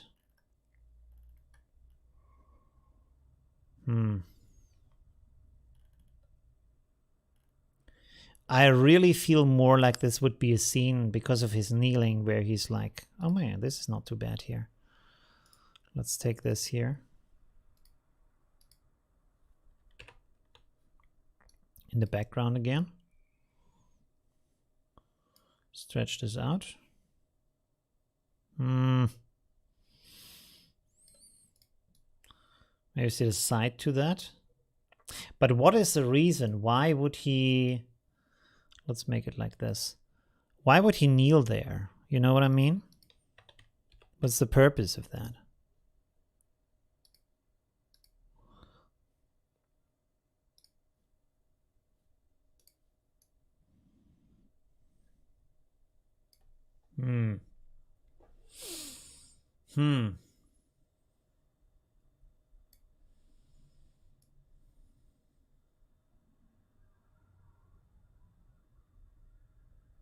What could be another reason for kneeling? Like when he gets like this, like he gets like, how do you say, when the queen does this with the sword?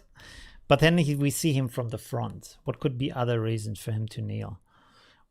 He could be a zombie army in the background.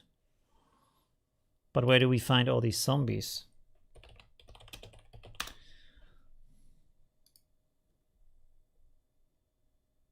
No.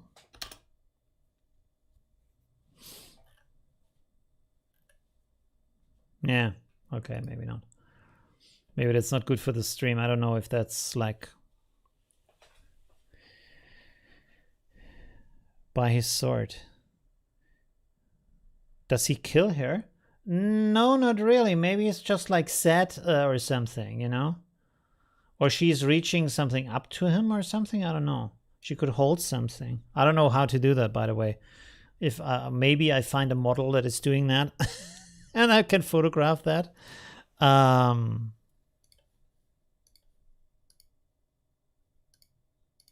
Let's find some more ideas here. Night kneeling. So most of them are now. This is nice. Just a landscape in the background. Kneeling in a hallway. Kind of useless. Kneeling defeated, but he's not kneeling defeated from his body position. He's like looking rather proud here from the stance, right? Snowy landscape. He's also in jogging outfit, so you probably have to like photo bash armor around him. There's like this kind of religious kneeling also.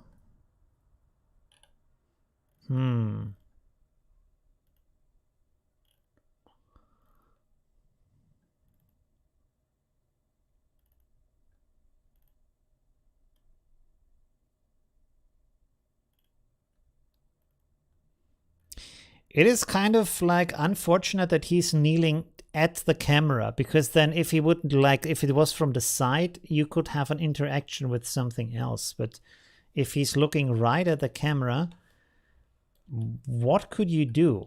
Because he's interacting with you as the spectator, and then you can put stuff behind him, but you can't really interact with him in that point, right? Maybe he is like putting his sword into, like, if he's like kneeling on the head of a dragon and he's like pushing the sword into the skull of the dragon, that could be interesting. But like, what would you do with that? Coronation, finish blow with cold blood on the knight from GOT. What? Oh, okay. Game of Thrones. Okay, interesting. I mean, this is kind of the only thing I can think about right now where he can interact with something in the foreground, where he's kneeling. We could also do like, man, I wish I had my drawing pad right now. A thing where, let's make the background here visible. Like this. Pixel layer. Again, you need kind of a model for that or something, but let's say you could have like a throne here, right? Like this. And then kind of the hand here of the king, stuff like that. I know, horrible drawing, but like with the mouse, it's really hard. So you can go like this, and then you have a certain amount of interaction between him and the, like, oh, a finger. That finger is a little bit too long. Let's go like this. So that could be a thing, and then we have a hallway here and stuff like that behind him. And this is just like the hands, and you have maybe the legs here of the king just sitting there. He's looking at that, or something like that could be possible. You could have like a sword here where he's like, what is this called? Like, what is it called?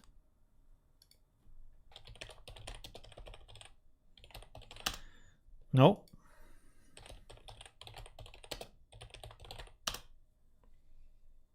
Accolade? Accolade? I've never heard that word. Interesting. I didn't know that it's a word. I know a gaming studio that's called Accolade, I think. But I didn't know that's the word for that kind of, when you become a sir, you know. Interesting. Man, that is not easy. If it was sideways, it would be a lot easier to find some interesting things. With the God ray. But you see, there's always an interaction where you have the perspective where the person is viewing, right? Or how, like, he's looking right at the camera. What can you do with that?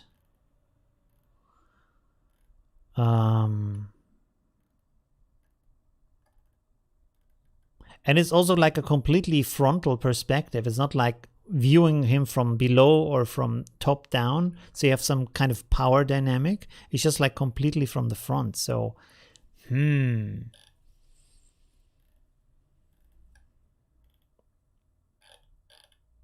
you can probably like change the position of the head and stuff like that.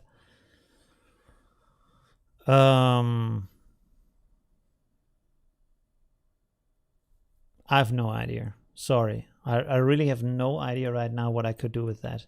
This is the only idea that I came up with.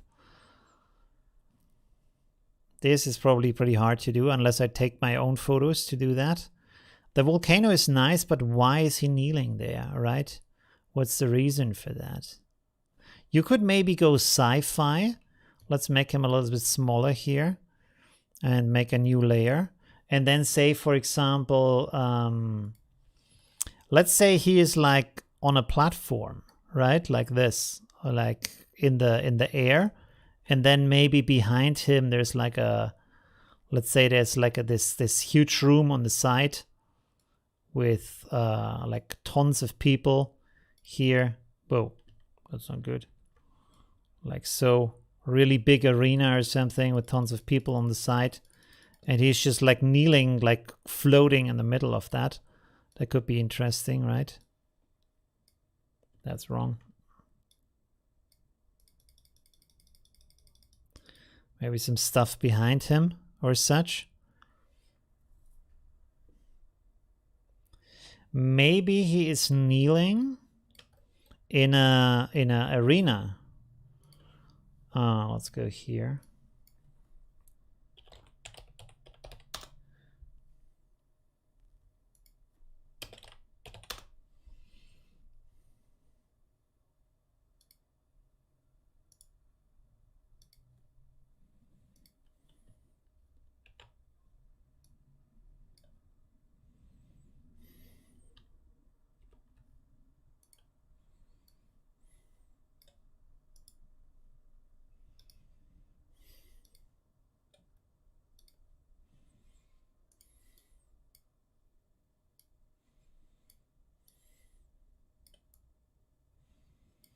Could be kneeling like this on the ground of an arena.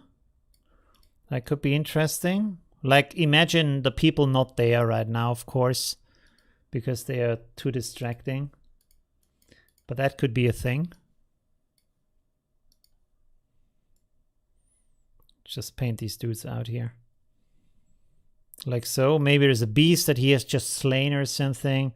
Let's make him a little bit bigger here. He's closer to the camera, let's say.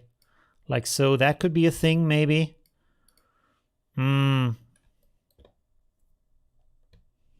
What else? Lightsaber. Yeah, if he has a lightsaber in his hand, that could also be like a Star Wars scene or something, right?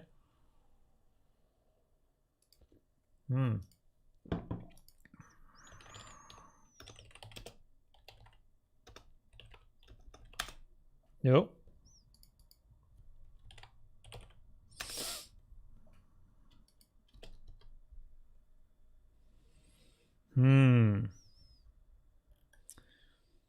Like after a fight or such? That could be an idea.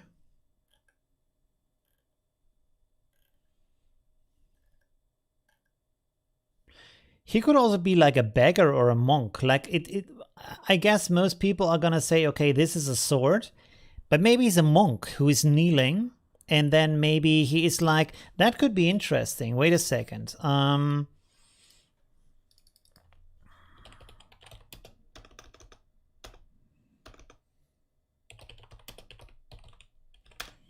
Medieval village.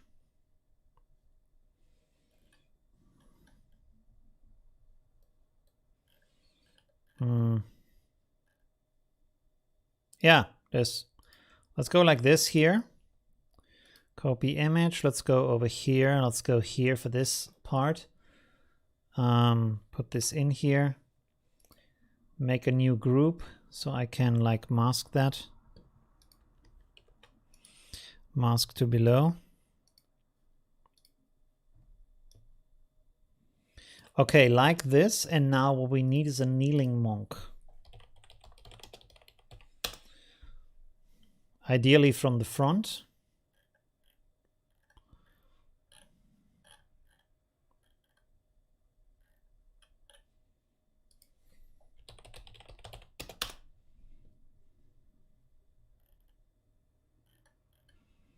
Of course, we're not going to find that right now. There's one. Whoop. Let's just take him. Okay, never mind. That's good enough. So here's kneeling here.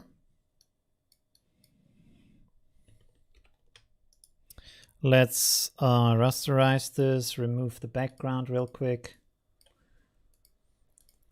Bloop. There we go. That was too much. Tolerance.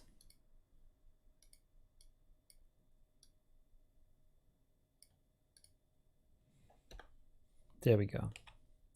So that could be a thing. Like he doesn't have to be a warrior, right? He can be a monk. Kneeling here in the middle of the street. That could be an idea. So you have some sci-fi stuff. We have some, oh, it's Middle Ages. So I don't think we have gladiators in the Middle Ages. So that's probably not a thing. I like the monk idea because I think a lot of people are going to go with a warrior. So that could be a thing.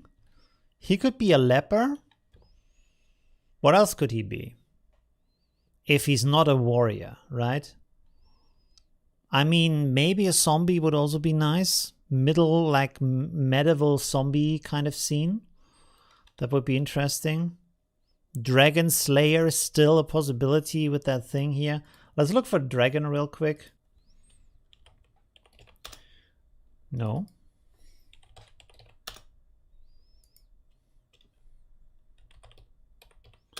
Slain. Is this how you write slain? How do you write slain? There we go.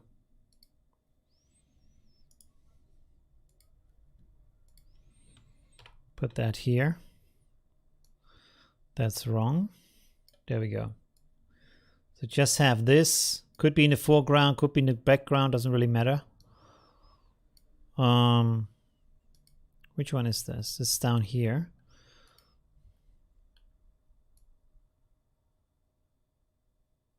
No. Yes. Like this, for example. And then he's like kneeling somewhere close to that. Maybe like this. Or maybe like, again, putting this thing in the head of the dragon. Something like that could be interesting. Make this a little bit bigger, like so. Yeah, so we have some compositions, right? This is like out of the question right now. Let's look for a siege here. The hell? What is this? What is going on here? Oh, okay, I know what's going on. Never mind. Okay, a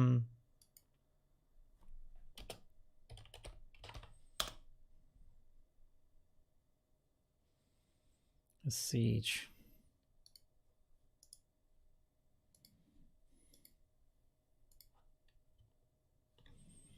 Let's put this in here. Like so. Perspective is wrong, but never mind. So he's just kneeling outside of a city. Maybe outside of a fallen city. Like he's giving up with a broken wall.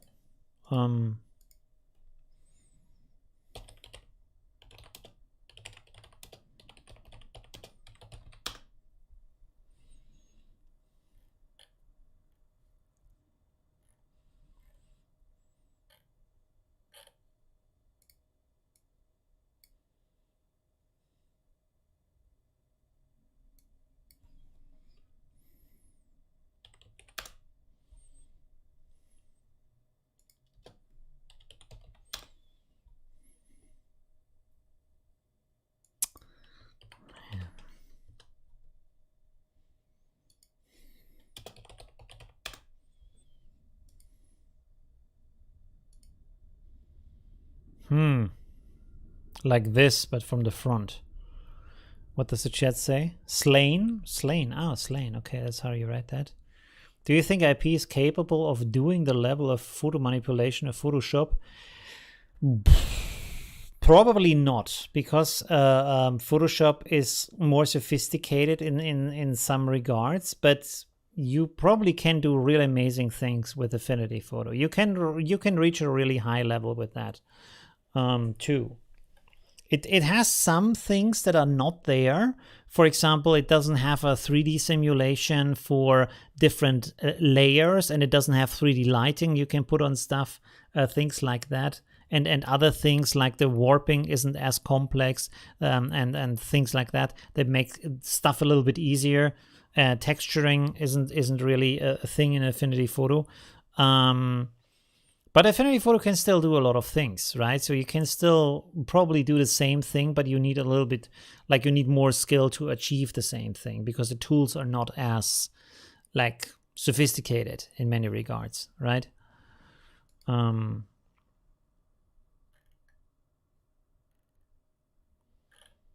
But still pretty good software. Anyways. What's the time? Oh, okay. Actually filled the time. I think I could fill the board until the time ends, but I couldn't. Let's try to think about some other ideas. I have really problems with the way he's kneeling. If this was be sideways, there would be so many things you could do. But facing the camera, what else can you do with that?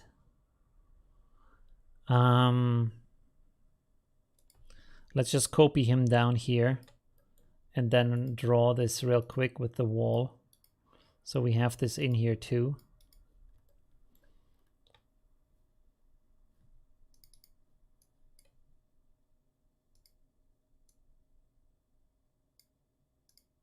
Well, anyways, okay, good.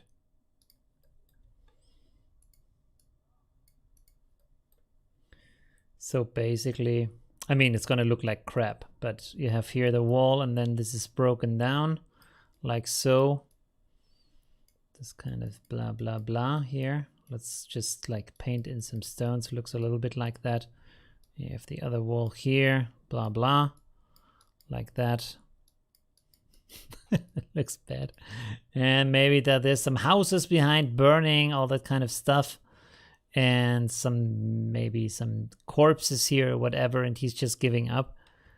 That looks terrible. But at least we have like sketched down the idea to kind of have an idea what that is. That could be a thing.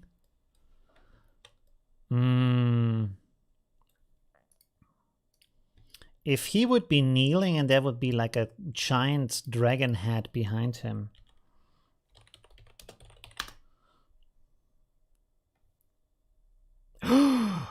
He could be kneeling on a dragon head. Wait a second.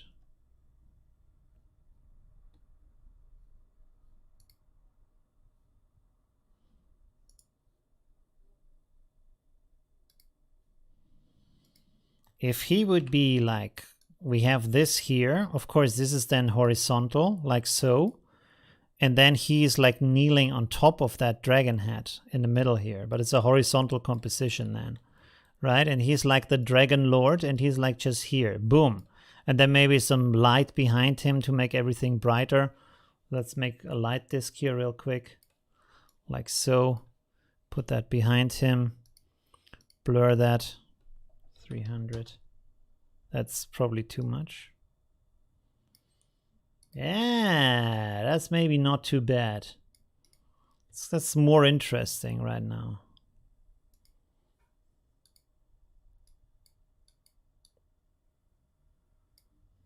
So that could be something. That could be an interesting composition, just as an idea.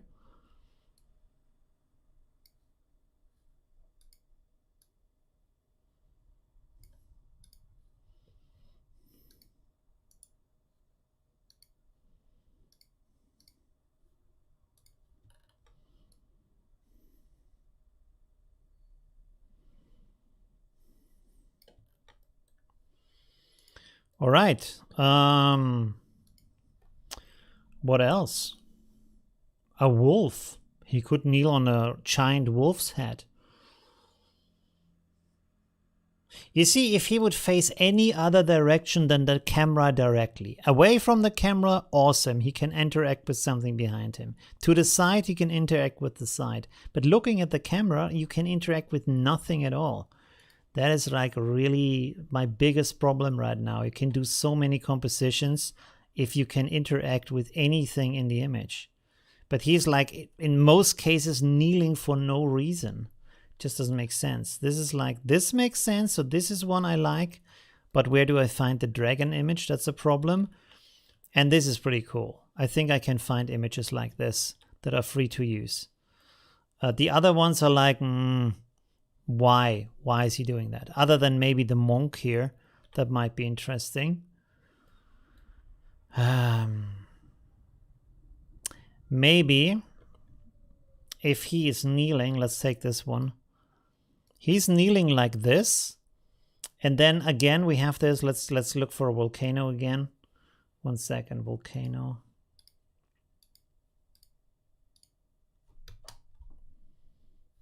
Hello? Just doing something? No?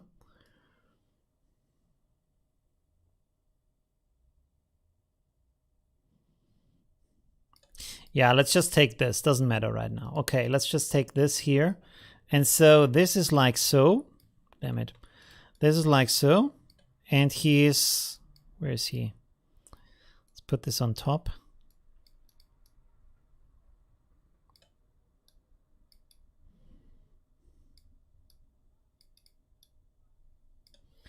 Okay, let's go like this.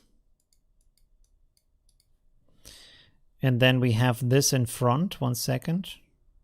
Like it's just a normal landscape in front. Imagine this is gonna be a landscape, everything.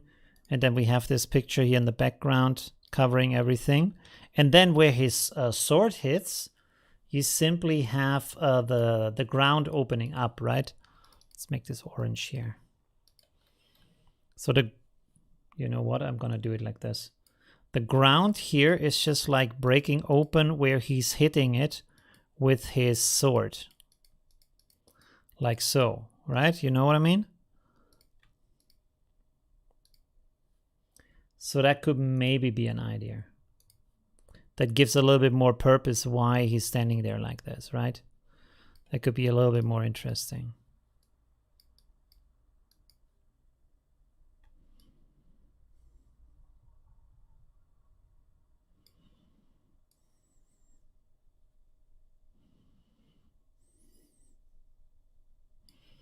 Maybe like this, right? That could be a thing. Okay, so I actually filled up the screen with different concepts, 9 concepts. I will think about that more. 20 days, and let's see what I can create with that. I hope I'm not completely failing. I will keep you updated in the next streams about that. Yeah, that was a little bit strange. Strangest stream yet. But at the same time, super interesting. Thank you everybody for watching today. Let me go to the live view here. There we go. All right, so let's see what I can do with the Benny Production contest. I will also watch his video to get some more inspiration from that and see what kind of like tools he's applying to create that. And well, come up with some more interesting ideas. Maybe a time warp, but it should be medable, right? Although medable can be a lot of different things, right? So let's think about that. Okay, cool. And you can also do the entries. You can maybe also post that into the group if you want to see what kind of ideas you have, what kind of creations you can come up with. And I want to learn more about this anyway, so this is pretty good as an exercise and as a like goal to work towards. It's pretty awesome. Yeah, so really looking forward to doing that. And yeah, that's basically it for today. I hope that was kind of interesting today. It was really strange. Sorry for like the one was a fail. I think this one was pretty interesting, although I had a huge problem with the pose of him. But I mean, a challenge should be challenging, right? Should I, by the way, this is maybe before we go, this is a good question. Should I make my challenges that I do in my Facebook group more challenging than they are right now? Like to push the quality level a little bit and to push the skill level a little bit? Not to keep them too easy, but to really go a little bit more advanced on what people can do with these things. Because I'm also thinking with my channel to go more into a direction where I push myself artistically and then I share with you what I'm learning in the process, and I push you artistically to follow in that step, maybe also learning from you for your tricks. I was also thinking about maybe doing videos that are based on the input from the community, so you can share your own tricks in the Facebook community, and then I pick up on them and make a video where I show your trick, and of course you yourself as the person who has suggested it. So yeah, that could be possible. It's one of the concepts I want to do. Because it's like right now is I'm split between, personally I like to do composites, but then also I do these basic things on my channel, like introducing basic techniques and what you can do with the software in general. And then there is also classic photo editing and adjustments, like creating different looks and stuff with classic photography, right? And that's kind of, it's three different directions and they kind of interfere with each other. So I kind of want to figure out, would it be better to go maybe focus more on one direction? And also for the concept of the products and for the courses that I could do for you and for the streams I could do for you, focusing on one area would make everything a lot more sophisticated and better, right? Because then I would have a community that has a certain interest and understanding around one topic, and I can provide knowledge, courses, products, posts, challenges all around this kind of topic, and not like, say, I make a composite, but then I give you, for example, these LUTs for normal photos, and then I show you how to edit a design for a cover or something like that, right? So this kind of all over the place thing I have done so far. Maybe focusing a little bit on a certain area would be a good idea. I don't know. In my opinion, make them more difficult. No pain, no gain. Yeah, I think so too, right? Pushing a little bit harder. I think the idea with the materials is good. And I really also, like he's doing in this challenge, I really also want to go more in the direction where I take my own pictures or even take pictures of my, maybe not of myself, I'm not sure if I am that photogenic, but of models. And then you can edit these photos yourself into composites or into photo adjustments, stuff like that. So right now I'm working on different concepts for what the channel could be. And of course, I want to know your opinion as soon as I have finished writing the concept, so I have a better idea of what I can do, because it's a whole cosmos of things that has to fit together, right? Because if I decide on one thing or the other elements of my business basically have to fit into that too, right? So for example, if I would make my channel about a certain topic, but then I had no ideas about products or online courses or sponsorships or anything that would support that, I couldn't do it. It just wouldn't work, right? So I have to think about what could I do. And the good thing with composites, for example, is that you can provide a lot of interesting things for that. You can talk about, you can make, for example, courses about how to photograph it so the composite fits together, and to make the light set up, and to build the elements you need, for example, the headgear, the makeup, stuff like that. All of that could be interesting. You can create overlays for the composites that you can use. For example, different hair pieces that are photographed, different flowers that are photographed, other kind of stuff, grunge overlays, different kind of gradients and LUTs and all kinds of things that you can use to create better composites, stuff like that. So there's a lot of potential in that kind of area. And on top of that, I would have the ability to do, for example, maybe live workshops, also selling artworks that are based on the, like, what I create as composites. So there's a lot of potential in that, right? If you make basic courses on how to use Affinity Photo, like what is the difference between vibrance and saturation, you can't really make a live workshop out of that, right? Maybe you can, I don't know.